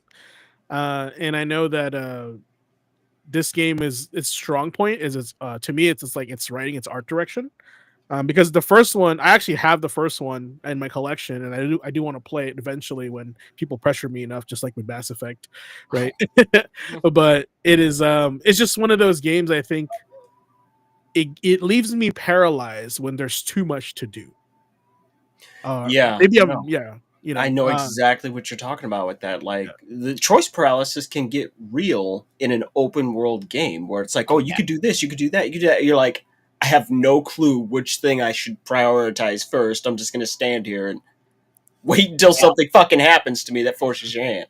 I'll put it to you this way: there's games that aren't like fully open world where that kind of thing can happen. Warframe is a perfect example. You know, if you don't sit down and actually find something to focus on, you are going to be spoiled for choice, and that is definitely going to lead to choice paralysis. It's wild, but it is definitely real. Yeah, and it's like, to me, it's not a bad thing that like it's almost I'm intimidated by it, right? Like or no, because here I'll put it straight to you. Am I gonna be just sucked into this game that I'm gonna stop playing my other games? That's literally what it is. Yeah. So it's a good thing, but I'm like kind of conscious of my time, and I just don't want to get stuck on one game like too long. I definitely feel that. All right, so considering that there has been a lot that actually came out this weekend, we're going to try and move on. We're going to try and keep it pushing at a pretty steady clip. There's a laundry list of games that we got here, but there's a few that are definitely standouts that I do want to try and have us focus on. The next of which being the one that's right up here on the screen right now, and that being what has pretty much come to be called the Capcom Swerve. That being Resident Evil 9 or Resident Evil Requiem. They threw the trailer for that at us at the end of the show, and honestly, I wasn't paying too much attention to the dialogue. I didn't even know that was actually Resident Evil until the very end of the trailer, and I'll pull this up just all right. Well, the part that I'm talking about. Get out of here, Jeff. Move it. We can't afford you. Right here, where I had this real sort of manhunt vibe going. So the scene in the beginning where they had the RE1 zombie turn around, I honestly thought it was a remake of the first game, like in RE4 style. And I was like, oh, they did it. They went back to the first game, but they're doing it like RE4, like the shoulder camera kind of thing. Then, like you said, threw us for a swerve, and I was like, this is an RE engine, but it doesn't look like they're doing the first game. So that's why I kept watching. Right. And again, just how the text on the Requiem went from REQ to RE9. I think that right there was like the moment where there was that major pop where it's like, oh man, here we go. This this is happening. Yeah. So the first question is, how are they going to handle this? For third person, first person, is it going to feel more like RE1, RE4, a Revelations? What do you guys think? Well, even after even aside from this, there's been of course, there's articles out talking about it, but the general consensus from what I've seen as far as the articles go, is that they're really trying to take it back to you know, more of the classic survival horror vibe. And again, the fact that RE9 is taking place in post nuke Raccoon City, that story beat alone, that got my attention. And I'm not even the biggest Resident Evil fan. That's just, not Yeah. quite my cup of tea, but definitely, it's definitely something that's got me eyeballing it going, okay, what's happening next? Yeah. And What the y'all main cooking over character, there? Mhm. What I you think cooking? the main character is the daughter of one of the Well, characters in RE Outbreak. yeah. So that makes it interesting too. So yeah, it's little deep cuts for Resident Evil fans, and even the occasional Resident Evil passerby that keeps their finger on the pulse of the story for at the very least main characters like the Redfields, Leon, you know Wesker, anything revolving around Umbrella. If you have heard of Resident Evil, you may have at the very least heard of Resident Evil Outbreak. Thus, you've got the mention of a legacy character from Outbreak as your main player. Again, the mention of going back to Raccoon City and, seeing the aftermath of the place after it's been bombed damn near back to the Stone Age. It's a great setup. Now, you got to see how Capcom executes. Yeah, we just need more detail, because if you leave too much to the imagination, we were just talking about this with the Avengers, Ace. Remember that? If you leave Mm-hmm. too much to the imagination, it sets it up for failure when people start thinking and believing that this game will be a certain way. Because like I said, if for example, let's just if they do like one screenshot of gameplay, like not even a video, and they go, oh my god, it's just like RE1, they're gonna think it's like more survival horror. There's gonna be less items for you to pick up, right? And your character is not gonna be as strong, right? But it's nothing like that. That player immediately will probably thumbs this down, just because they thought that it was a certain game and it's not exactly what kind of game it was. So they need You to know, start giving us more details about this game. it's that people don't want to get taken for a ruse cruise when they're highly expecting something. So a little bit of transparency goes a long way. Yeah, especially for $80. Yeah, I'm no mercy from me anymore. Right. Uh, Moving on to the next one. Now, I bring up the trailer here for Cyberpunk 2077, being announced for the Switch 2. Not necessarily for the game itself, but for the Switch 2. You know, there were there were a good number of games that were actually released, that were actually dropped on launch, that honestly folks weren't expecting a Nintendo system to be able to pull off, at least not until, not this generation, but the one following. So the fact that games like Street Fighter 6 and Cyberpunk 2077 and heck, even Hogwarts Legacy are going to be playable on the Switch 2 and playable to a, playable to an acceptable standard for modern console games, it's definitely something that's got a lot of people talking. So, Oliver, since you've got a Switch 2 on hand, Yes, and sir. you've been streaming from it the last couple of days, showcasing games and showcasing what's been updated since then. Can you give us a little bit more of a rundown as far as your experience with the system itself? You know, I'm glad you asked because, obviously it's been out for not even a week yet. And I think it's very easy to get a real nice, upfront, clean assessment of the hardware. If you like the Nintendo Switch, you're going to have a good time here. It's the same shit, just better. It's kind of like, okay, this is a very stupid comparison, but it's like, I want you to imagine you like McDonald's cheeseburgers, right? You're like, I no, like McDonald's no cheeseburgers. McDonald's cheeseburger. Now, all I do is I go, I got a new joint for you. You ready for it? Bust out the fucking double cheeseburger. It's the exact same shit, but you're like, oh, more of what I already liked. Boom, just like that. Just of course it's gonna work, and that's really what you're looking at here with the Switch too. And I'm not like trying to be vague or anything like that. I mean, it's quite literal. Everything that you liked, they just came back and refined it, right? The Joy-Con are a little bit bigger, right? They're probably a half an inch to an inch longer. So for guys that have bigger hands, it's a way more comfortable fit. Everything's got these very smooth, rounded edges. The ergonomics are a lot better. I'll just start on the outside, right, from Joy-Cons in, and just kind of break it down. Those are really good. The shoulder buttons are massive. Like, let me go ahead and just reach down and grab one of those real quick.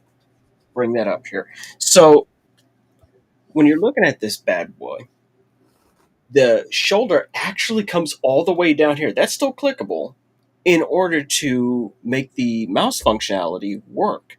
And I'll tell you right now, that shit works. I was like, there's no chance in hell. No, it absolutely works. You just slap that bad boy down, you're automatically in mouse mode. I'm literally watching it on screen right now. Like, oh, it does it.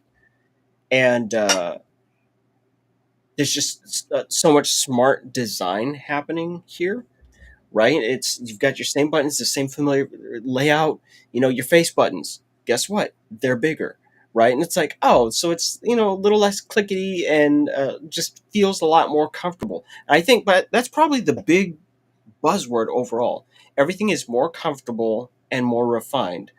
And I've seen, we've all seen how mad people are over the cost of this system. Hmm. But when you get it in front of you, you can see where that money went. You're going, right, okay, this makes sense. Like the overhaul on the Joy-Con, very clearly to me, it's like, yep, and doing the magnetic thing. There's a lot of people that don't know how much trouble magnets cause screens, right? Like they don't know. They don't know you could take a magnet and put it on a CRT and fuck that TV right up. They don't know, and so it's like, oh, to have magnets that close to that, you had to really think about this a little bit before you did it. Okay, that makes sense to me. Um,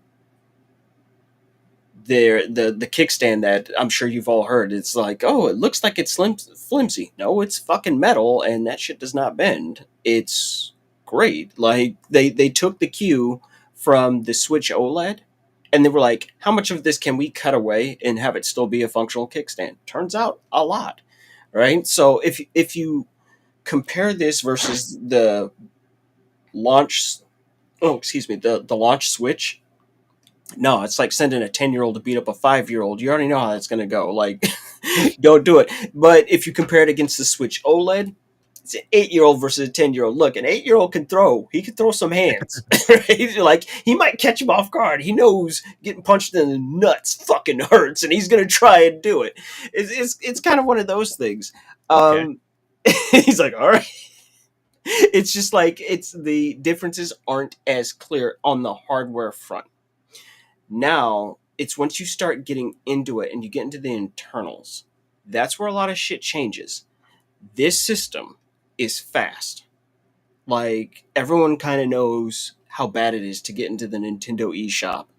And you got to wait for that nonsense to load, and it kind of chugs along. Nope, doesn't happen on the Switch 2. It's lightning quick, lightning quick. I'm I'll like, put it to you this way: wow. the only thing worse than the Nintendo Switch eShop Yeah, is the PlayStation 3 shop. absolutely. Absolutely. Yeah, terrible, And that champion for that competition. that is the kind of stuff that's been fixed. It's just you're like, oh, I wish the eShop didn't suck so much. Congratulations, it doesn't suck so much. You're like, you know what? I like my Switch. I'm comfortable. I don't want to learn how to do a whole bunch of brand new stuff on the system. Congratulations, you're not doing that. You're gonna look at the UI and go, yep, I know exactly what the hell I'm doing. Right? Like it's everything is just kind of laid out the same way. Just there's a lot more polish across the board. I have not seen any bugs. I have not seen any weird system crashes or anything like that. It's just an overall smoother experience. But to get into it, just like a little fine tuning, as far as those Joy-Con go, I am having a different experience with some Switch games as a result. So I loaded up Switch Sports, and the gyroscope and the accelerometer in here is so much better and so much more improved that I'm having to change how I played those games Hmm. because they're so accurate, especially the golf. Like, no, I'm having to do an actual full golf swing to get this thing to fire off because it is so exact, it's so precise. And I'm like, oh wow, that's a good thing. Like, no, you love to see it. Backwards So compatibility is working, you know? I was about to say, so it seems to me more like I think a better analogy would be from the Nintendo Switch, or let's say, the Switch OLED. You know, Nintendo has iterated on the hardware and beefed up the internals to a degree where it's more comparable.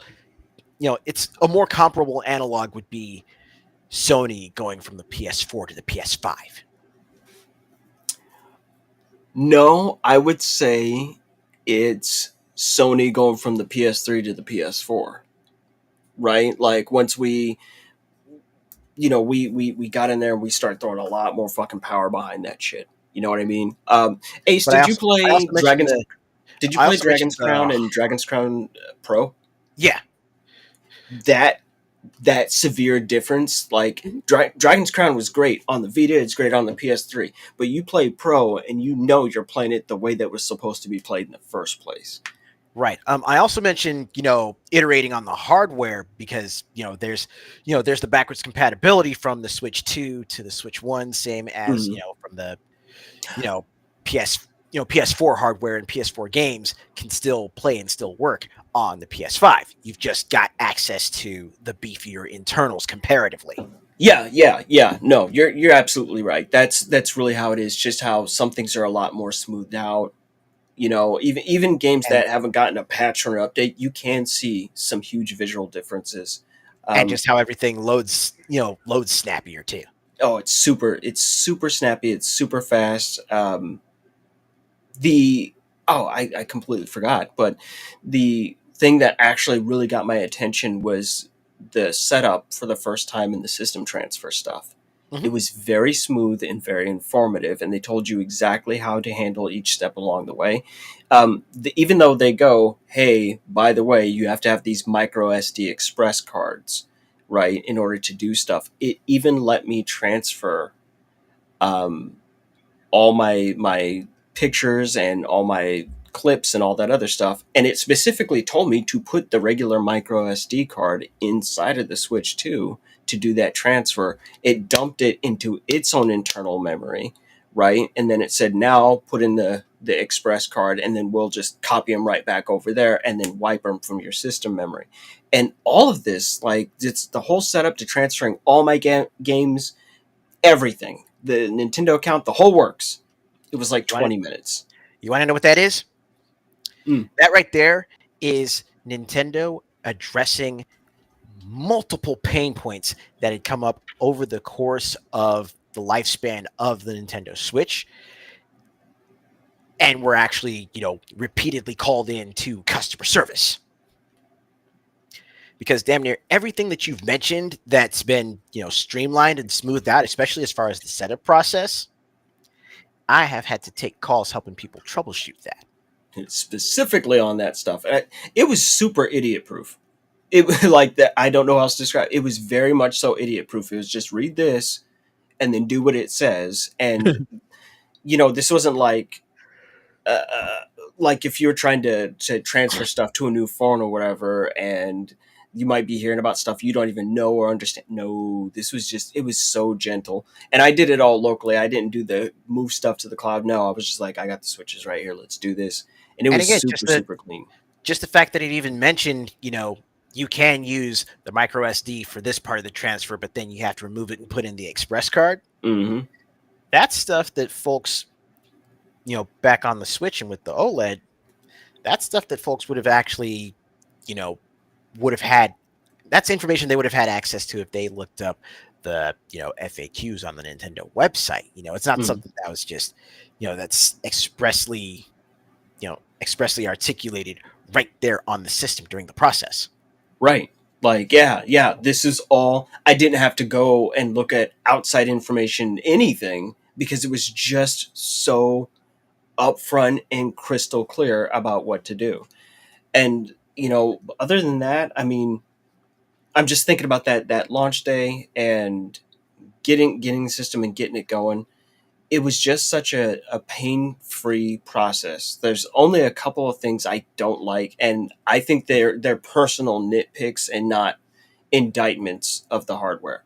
I hate the size of their fucking power brick because I think it's like a 60-watt brick, and you're like, whoa, that's actually kind of heavy duty, right? As far as just having the USB-C brick, and it just doesn't fit into my outlets well, right? Personal thing. I'm sure there's a ton of other people that don't have problems with that. And if you don't like it, just go get a fucking brick, OBC. Like, stop being weird, right? But it was just a thing. I was like, I hate the size of this brick. The system does get warm. It gets warm. Like, what I'm playing more than anything else is I'm playing Tears of the Kingdom Enhanced, right? And even in the dock, even with this dock that has a fan built in, right? It has its own fan to help address this stuff because it can run in 4K and all that other stuff. The system will get concerningly warm. I was just like, I mean, yeah, you could technically hold this in your hands and keep playing, but you would think that beyond that point there would start to be damage or throttling, things like that. So I was just like, ooh, that's something to keep my eye on. It's not a thing to be concerned about immediately, but it's like, that is pretty toasty for such a single serve system. I'm looking at it, and that's another thing that I understand that factors into the price is everyone knows that the original Switch dock was just a little bare bones, right, on just everything. Yeah. And then eventually they put out the dock that has an Ethernet port and all that other good stuff. Well, that's the thing with this. It's got two USB on the outside. It's got your power connector on the inside. It's got Ethernet built in. It has its own fan to cool the system. I'm like, oh, okay, so you guys did a lot of engineering work here. And you carried over quite a few features that came from the OLED.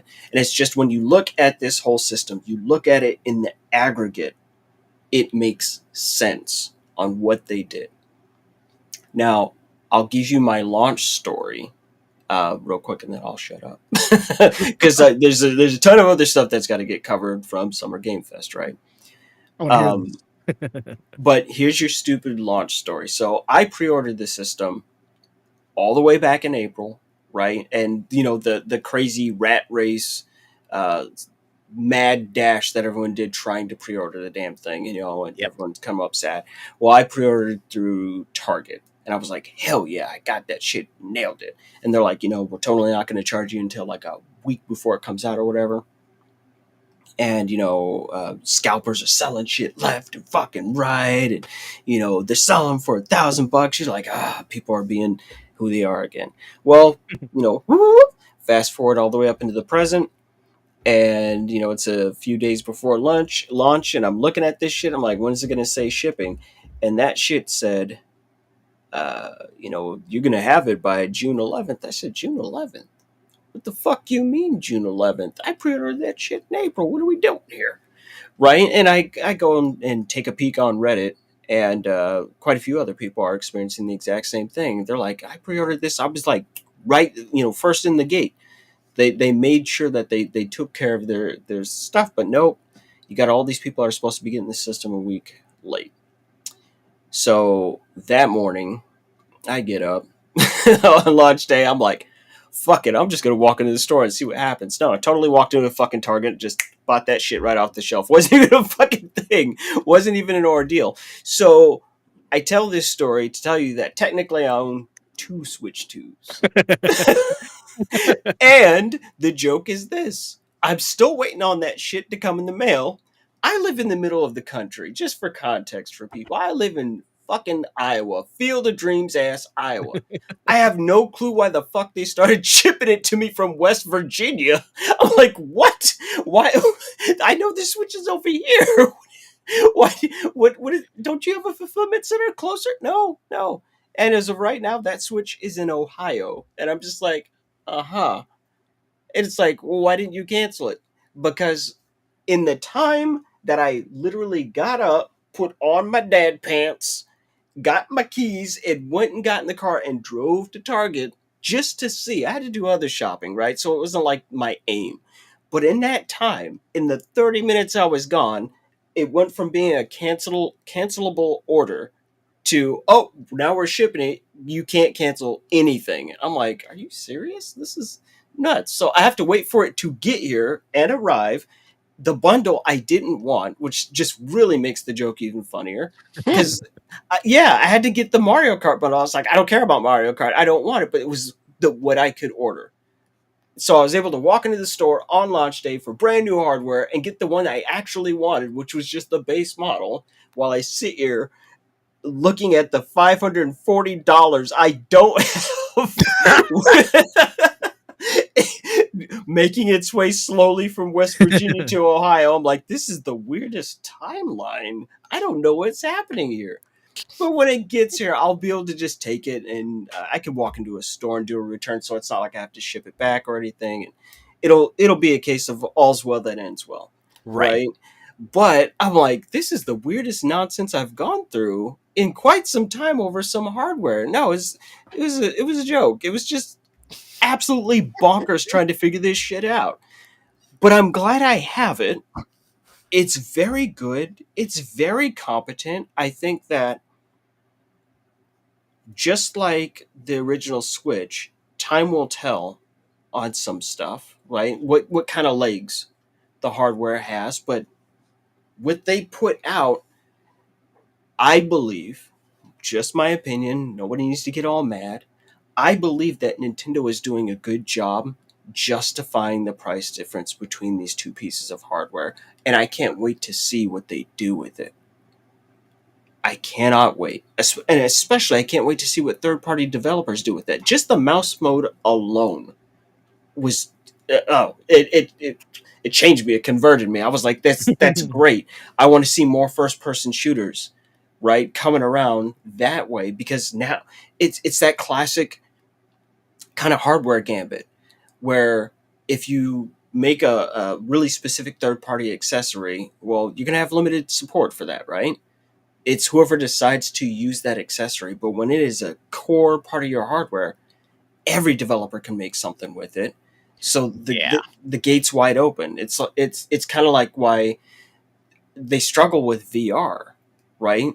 Where it's like, oh, buy this, huge headset and all that. How much is a PSVR 2? Isn't that damn near $400 by itself? Mm-hmm. Just for a headset and some controllers. It's like, no, you're not going to get the kind of audience you want, because that buy-in is extreme. But here, Nintendo went back to just that base level piece of technology that is definitely tried and true. Right. A goddamn mouse. And like Shark Punch said in the chat, you can use a regular PC mouse on that bad boy too. Yes, you can. You sure can. You just plug the damn thing in and away you go. It's like, wow, really? Yeah. There's so much to the Switch 2 that is a pure case of, wow, this just works. Like, here's a couple of quick bits before we get off me. But like I said, I immediately, the first two things I picked up, I picked up the micro SD express card, and I picked up the enhanced versions of both Breath of the Wild and Tears of the Kingdom, because those are like my favorite games on that hardware. And this is huge coming from me, because I'm not a person that generally cares about Zelda. I know Zelda games are good games, but they're not the ones that do it for me, you know. Right. But those two did, and I made sure to put them through their paces on stream. I broke out the original versions of both. The Switch will run them as if they are the original versions, right? So if you have the cartridges for Breath of the Wild and Tears of the Kingdom, and you run them, it's going to run it exactly the way it does on any other typical Switch. And then, I obviously busted out the enhanced versions. So right out the gate, best thing is it just recognizes those old saves. It doesn't care, right? So it's not like, oh, you're going to start again. No, continue on where you left off. Okay. The vibrancy, the colors, even when you're just hooked up to a TV, not even looking at it on the panel, which is also very, very nice. But everyone that came into stream just to look, they were like, God, everything is so colorful. Everything's so bright. It's so rich. When we did the comparisons, you can see these guys did work on these games, right? They just gave it that little push to make those two games look the very best that they could be, and how they always wanted it to look. You can clearly tell this is how you wanted to present these things right out the gate. Even when I played other things, like I can't think of a single thing that I played on here that just wasn't beautifully vibrant, crisp, and popping. And Ace, you've known me for a very long time now. You know that graphics are not the very first thing that comes to my mind when I'm looking at a game and assessing it. But it's very hard to ignore with these enhanced versions of the games. You're like, no, I put about 300 hours in that game and I know what it looks like, and this is an entirely different beast. It's just crazy cool looking. Um, Download speeds on Switch are well known for being horrendous. Nope. Wi-Fi 6, they're quick. They're acceptably quick when you're just looking at that damn cheeseburger. You're like, oh wow, this is really snappy. This is really, really good. Oh, and of course, I made it a point to check out the Nintendo GameCube. And it was a hell of a trip down memory lane playing Soul Calibur 2. I was in my early 20s, and boy, I got in there and whooped ass with Maxie. It's like I never left Soul Calibur. I was like, nope, cracking Muscle people memory. upside their heads. Oh man, again, worth the cost of entry alone. I was like, oh, this is nice. I said, how are you doing, Link? He's like, I'm all right. Oh, it was How you good. doing, Link? Right. Next thing I know, he's blowing up Taki with the damn bombs. And I was like, wow, that was like 23 years ago. It's crazy. So, all in all, what I'm saying is that it's a great step up. I've already, seen the news and heard the reports that this is actually the fastest selling hardware in Nintendo's history. I think they did a great move launching their hardware right now, so they have the rest of the year to get their stock in order and all that. And when the holiday rush comes around, guess who's not going to be scalping and taking all these systems up? The diehards, right? The guys that really wanted it, they just got it, right? So there's going to be Switch 2s for everyone else. And as long as they don't do anything stupid, I can't see how this isn't going to be a massive success. Nintendo definitely, I think, for damn near the first time. I mean, a couple other times, they obviously follow a trend, but the Switch 2 is Nintendo going, it ain't broke, so I'm not fixing it. You know what I mean? Yeah, but really quickly before we move on to try and finish this up, that has basically been Nintendo's MO from what I've seen over the last few console generations. They start a new console generation by basically pulling their hardware into the current gen. Yeah. Like they start a new generation, so they basically started you know, the next console generation by, you know, putting out a piece of hardware that operates on relatively the same level as, say, the PS4 and the PS5. Well, the PS5, namely. Whereas, the previous generation, coming from the Wii U to the Switch, it was basically like, pulling their hardware forward to a level that operates more on closer to like,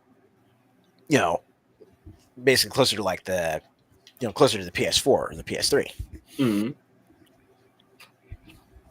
I think it's It's good it's that. Sorry, go it's ahead. just no. I was gonna say it really is terrific, and it's really about having people manage their expectations. To people that immediately just right out the gate just go, oh, it's going to be just like the PS4. Well, I think Cyberpunk was a damn good way to make that point, to go, this is not the Switch one, because we all know what kind of a nightmare it was to run Cyberpunk on anything. Yep. And to go, yay, we have this really, really hyper optimized version of the game to run on this. I mean, that's really telling. You're right there up front going, we've got huge potential here. Anything that launches on hardware, I've learned over the course of my life, the first games that you see for a system are the worst a game is going to look and perform over the life of that hardware, as they just get more familiar with it. So I'm based on what you're opening up with, with Cyberpunk, you're like, holy shit, that's a huge swing. I imagine it's just going to get better, over the next 2, 3, 4, 5 years. So I I wish I had complaints, and normally I always have a complaint about a piece of hardware, or a major one. But this time, at this point in time, I have nothing. It's a great piece of hardware. It's just it looks good in the hand. I feel like when I'm looking at it, if it's that it's just like Ace and I have talked about back in the day, the value proposition. I look at it and I'm like, I definitely feel like I'm holding $400 worth of hardware, and I feel like it was a justified spend to do that, to continue playing the things that I already like, and to see what's coming down the line in the future. I don't know if it's justifiable for everyone, but if you know what you've got and you know what you liked, and someone says, and it's just going to be better, and being able to have that kind of performance and that reliability, if that's the thing that matters to you, jump in. But if you're like, you know what, I can wait, totally do. Totally fucking wait. Like, no, you absolutely should wait. If it's just not a priority like that for you, then just sit back and wait and see how things are going to shake out. I think it's that easy of a formula. And I guess just my last note: what the fuck are they doing, charging $80 for Zelda? Like, what are you doing? Like, no, just bring that down, Nintendo. Ask You Match the important market. questions. That's some All right. crack addict thinking. Don't need it. So, with that being said, let's try and cut through some of the rest of this so that way we can get to the hypothetical if we still got time for that. Oliver, if you still got time to I stick around totally as well. do. Let's do it.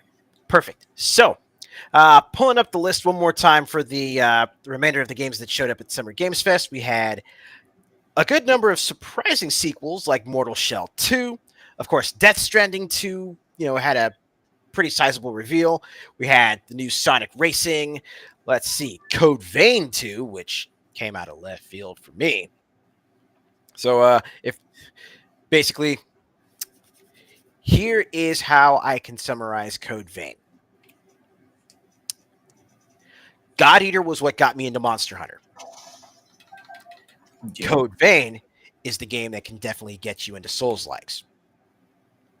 If you want something that's a little bit faster paced, a little bit more arcadey, but you still have that sort of meaty kind of control over your character, then yeah, you're definitely going to want to keep an eye out for Code Vein 2. Speaking of sequels, there was also more shown off for Daemon X Machina, Titanic Scion, and then we have some rather nice indie games that had made a splash at the show, like Mouse PI for Hire, It looks cool. and also get Getting a little bit into the beat 'em ups, we had more characters announced for Marvel Cosmic Invasion, which were Rocket Raccoon and She-Hulk. Let's see, we got more information on Onimusha Way of the Sword, and another indie game to keep an eye out for, Felt That Boxing. Oh my it's god. so good looking. Muppet That Punch-Out. was so hilariously cute. It needs to be VR, 100%. 100%. Fingers crossed that we actually do get some VR for that too, because yeah, it looks astounding. Gonzo about to beat somebody's ass. Right? No, I was like, it's going down. Look, Elmo was having issues with Rocco for the longest time. That's true. Now he's going to resolve them issues. But yeah, I mean, even with everything that we have covered thus far with, just some of the games that I had mentioned, even on top of that, Lies of P Iceborne got shadow dropped the same day as Summer Game Fest. So Damn. If you're looking for that, get on it. Strong recommend from me. Played through it, finished it. It's great. Let's see, and then of course we've got the next the next joint from Yacht Club Games with Mina the Hollower. Oh, that one looks promising. Speaking of VR, there was also a trailer for Deadpool VR. Another great sequel / expansion, Dying Light: The Beast. Hell yeah. I mean, to say that there wasn't, to say that there was a shortage, to say that there wasn't a shortage of games being showcased, this year, it really felt like even Summer Game Fest, trimmed back a little bit of the talking, a little bit of the Hollywood pomp and circumstance, and just stuck to, showing off games. I noticed that too, which is good. I hadn't even considered that until you just said it. You're absolutely right. They sure did. They kind of they cut a lot of nonsense and just got right to the point. Yeah, they trimmed the fat a little bit. There was still some there because Jeff Keighley had to bring his BFF on. Mm-hmm. However, compared to previous years, this year's SGF felt more like an Xbox game showcase. They just got right down to it, and no matter what your opinion may be on various games or developers, the fact of the matter is that every single developer and every single game that was showcased here is a sign of those developers firing on all cylinders.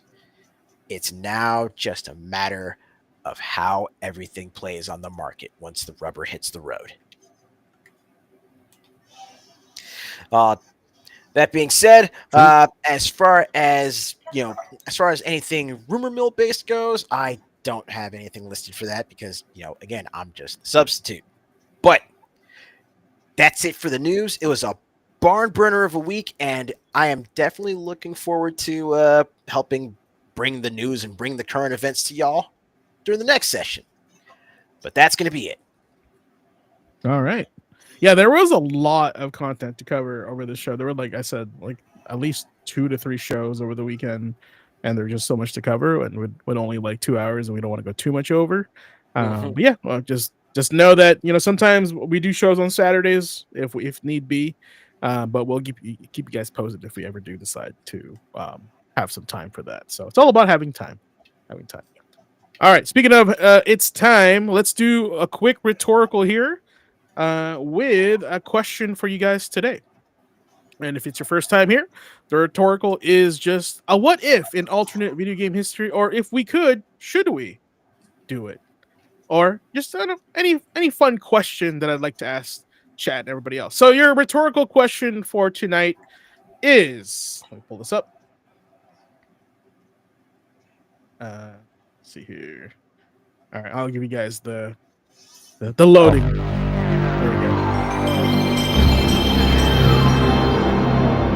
All right. right, Also, your question. Yeah, go ahead. the upper right, Oliver's face is kind of covered. Oh no.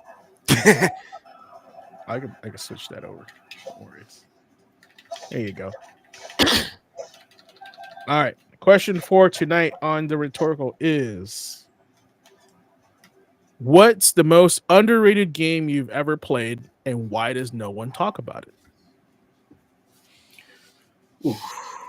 So I'd like to hear real quick from the panel, and give us like a couple words at why it's the most underrated game and why does no one talk about it. Chat, feel free to chime in. Well, Oh, it's a great question. I Go can ahead, think yeah. of a couple that I can think of a couple that I would call, underrated, largely because, you know, in its genre, there are so many more games that are, that take up more of the oxygen in the room when it's discussed. Rogue Galaxy is Oh, God, definitely a good one. Yeah. one of the more underrated RPGs that I have played, and I absolutely love the hell out of it. Why does no one talk about it? Because when you just take a look at Rogue Galaxy just as a game, you see the space theme, you see the fantasy theme, and you might look and say, Star Ocean's already got that covered. But it's really one of those where you definitely have to, open up the wrapper and actually sit down, give the game a shot, even if it's just like 20-30 minutes to check out how the combat plays. To that's where you'll start to see just how unique Rogue Galaxy is. But if we want a game that is like legitimately underrated, that very few people even talked about during the generation it released, I gotta give it to Wild 9. Is that the one with the glove? Right? Yeah, Wild 9, a criminally underrated side scroller. It's got exceptionally well written humor. The the action in it and the mechanics using the rig. And then there's also the simple fact that it actually rewards you for getting creative with how you deal with enemies using the environment and using whatever obstacles are in your way as means of taking folks out. Mm-hmm. Creative ways to kill. Yep. Kind of like Bulletstorm before Bulletstorm.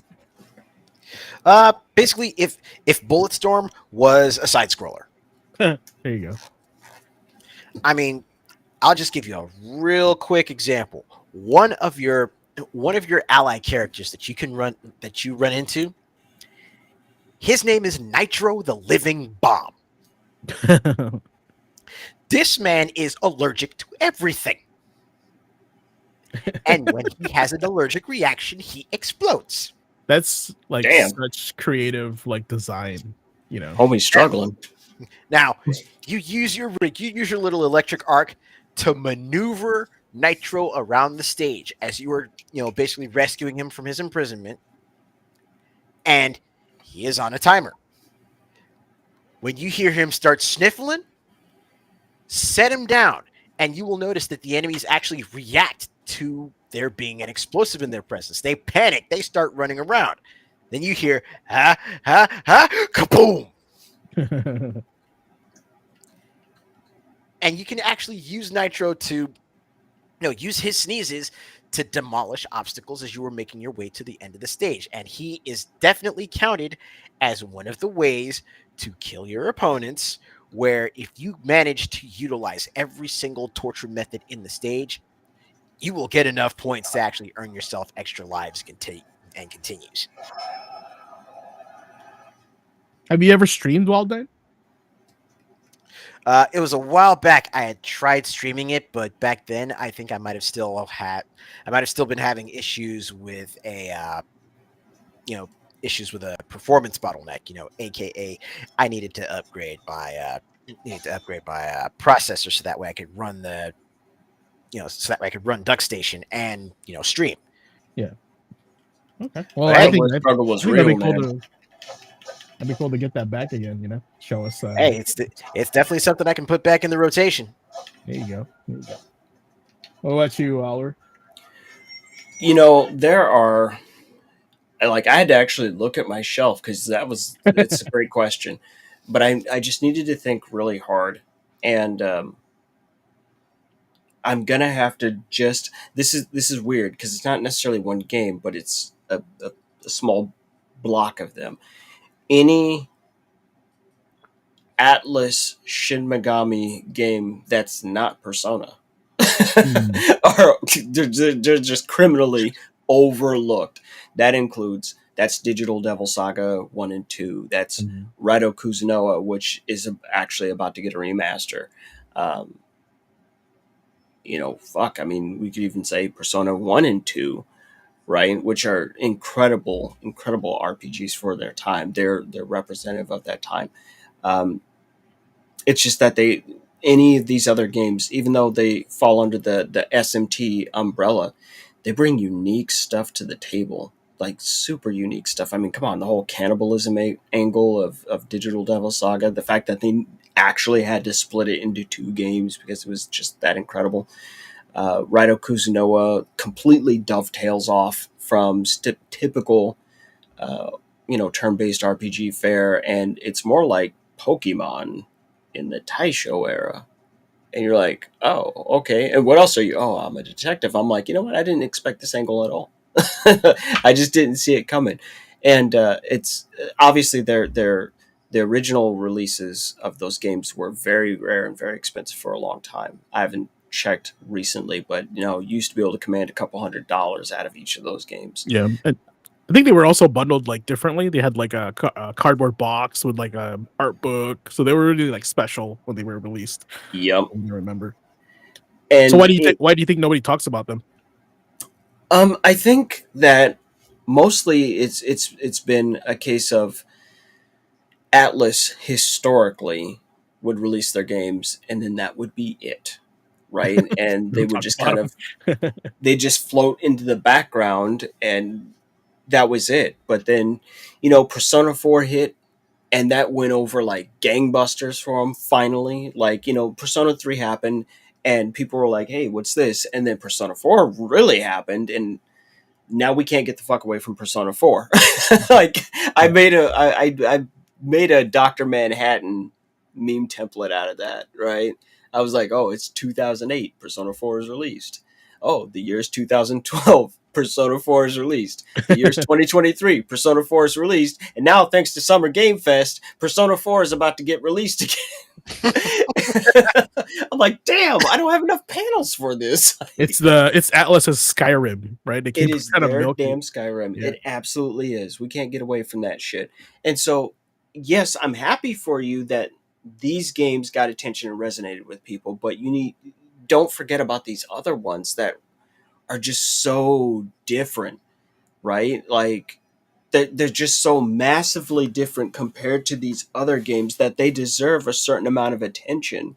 And even though they typically don't do HD releases on this stuff, the tide's obviously starting to turn Mhm. with SMT5 getting an expanded version and then more platforms. Um, Before SMT5 even dropped, they actually did that remaster on SMT3. So, and I'm like, oh, that makes complete sense because you actually need that context because it directly follows the events of SMT3. I'm like, yeah, smart. You should do that just so everybody can get caught up to speed and so on and so forth. But I could easily see that those games, especially because they got away from me, I didn't get to finish them. Particularly Raito, I've been salty about that for like 20 years.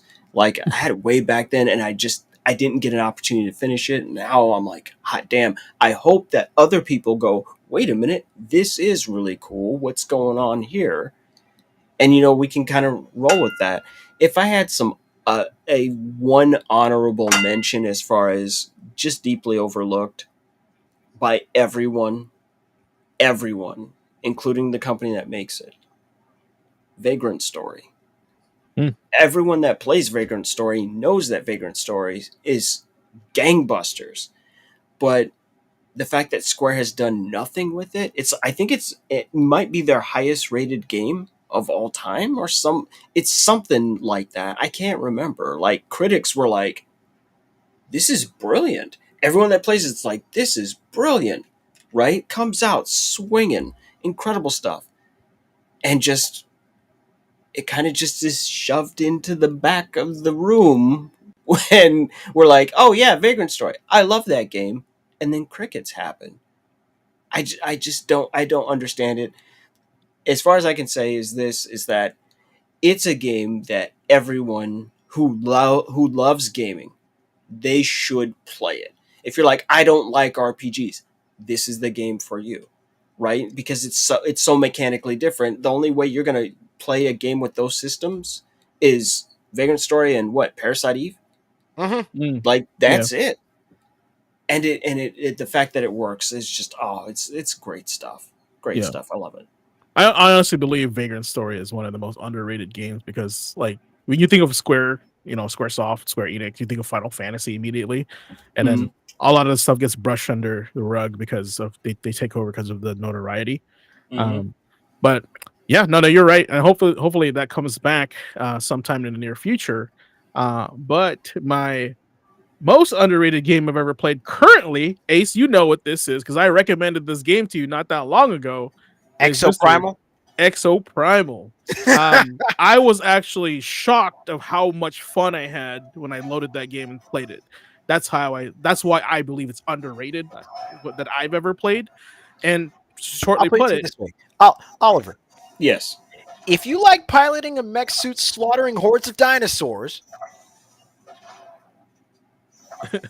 that's Exoprimal. and it's not I've Dino looked Crisis 3.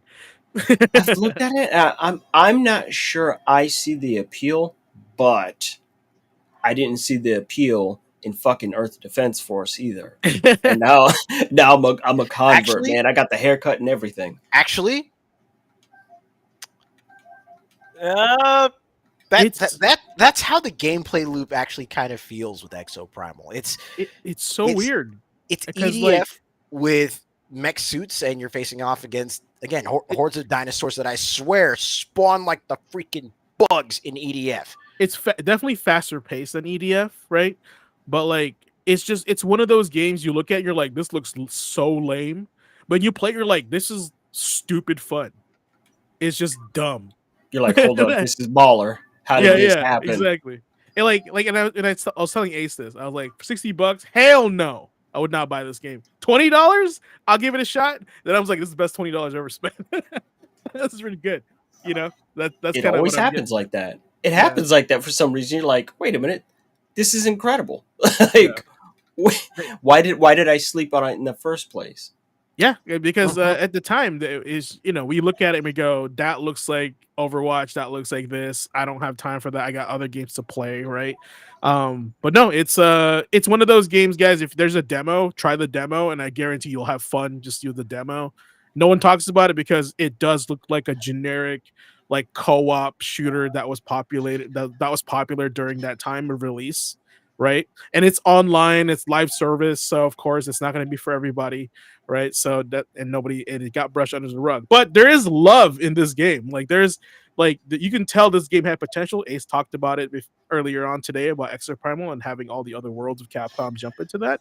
There's potential here, but I think it's just one of those things. It's just a little bit too late for when it was planned for. The positive thing is that they are still supporting it, and when they do stop supporting it, you can still play it because they are giving you everything available that's in rotation, which I heard. So super cool on that one. All right. All right. I promise you we're going to end here, and I'm going to end with this. All right. I have a outro for you guys, and I want you guys to do you guys know who this person is here on the screen? Does anybody know who that is? Well, clearly, Chat, it's do you Animal know Crossing. who that is on the Say screen? what in the Animal Crossing?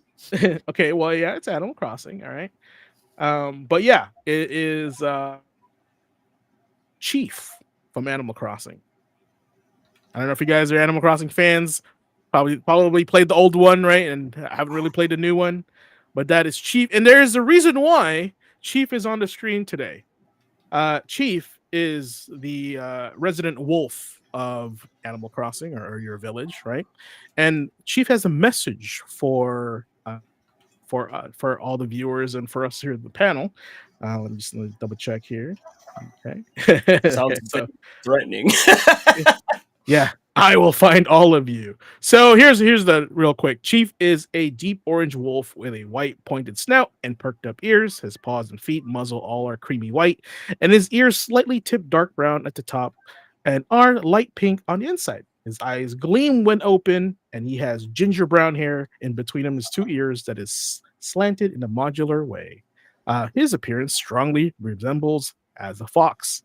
Now, Chief, below is described, is a cranky villager. Chief will have the tendency to be belittling towards those around him. He is no exception to the typical cranky villager type, finding peppy villagers too happy and conflicting against snooty villagers. When talking to other cranky villagers, he will get involved in deep conversations, usually about trivial matters like the weather or the villagers and the way they act. For some reason, he enjoys gardening and will soon be involved in fishing and bug catching. He may also ask the player to look for an item clothing for him to wear, giving the excuse that he cannot be caught shopping for clothes because it's lame. In Wild World, he may challenge the player to a fishing competition. In New Leaf, when the player has a conversation with a villager, the jock personality about what they were like as a baby, Chief will reenact what he was like as a baby. Now, what the hell am I talking about here? Got Chief from Animal Crossing, and we're about to end the show. So what is this all about? Well, I wanted to kind of end today's stream with a little bit more insight and something for you guys to take away. As you know, I'm a big fan of you guys taking some stuff away from the show, learning and applying it to the real world so y'all can be better people. So the thing that resonated with me is that today's quote of the week is, "Don't wish it were easier, wish you were better," from Chief in Animal Crossing. So the lesson for that is, life is, you really can't control life as much as you think you can. So, don't wish it was easier, but what you can control, folks, is how you can be better at it. So one of my mentors over COVID that taught me a bunch of new things to enrich my life was, there's a lot of terrible things happening in our world right now. And I know a lot of people are looking to change things. And I'm one of those people. But there's only so much we can do. We only have so much power. So tonight, guys, as gamers, even in this video game, Animal Crossing, it's giving us a lesson from Chief saying, focus on what you can control rather than what you can't control. All right. And that could be just your attitude, could be small things like that, right? Even, it could be something small or something big. So do what you can, be the best version of yourself. And of course, as always, thank you for coming to the show. Oliver, appreciate you, man. As always, I think you may have you come back more often. Is that all right? Yeah, I mean, as long as you need me. Yeah, I gotcha. I've been so busy these past few weeks, and I've been kind of all over the place. But I wanted to kind of add this to the show because I feel like I wanted to add a little bit of hope and some lessons for those out there. I love you guys as always. But yeah, let's wrap it up for class session 35 here at the Gaming Academy. Huge thanks to our guest OCB for highlighting the knowledge and spice of the Switch 2, because he's got something we don't got, and that's Switch 2. Showing up for us. Yep, showing up for love. Not only that, he has two of them. What a flex. Two of the damn things. We took a deep dive into the Summer Game Fest for 2025, and from the bold to the bizarre, whether it's a Capcom horror renaissance, Kojima's Beach Brain, or if you know it, Wu-Tang game. Yep. Entering the co-op genre. That's right. There's no denying that gaming's future is loud, cinematic, and of course, chaotic in the best way. As always, we leave you this thought. The games of tomorrow are built on the dreams of today. So keep playing, keep questioning, and stay curious. We'll watch you next class. And until then, stay safe, stay grinding, and most of all, stay gaming. And with that said, Ace, what is it? Class dismissed. All right, guys. GG's. Have a good night.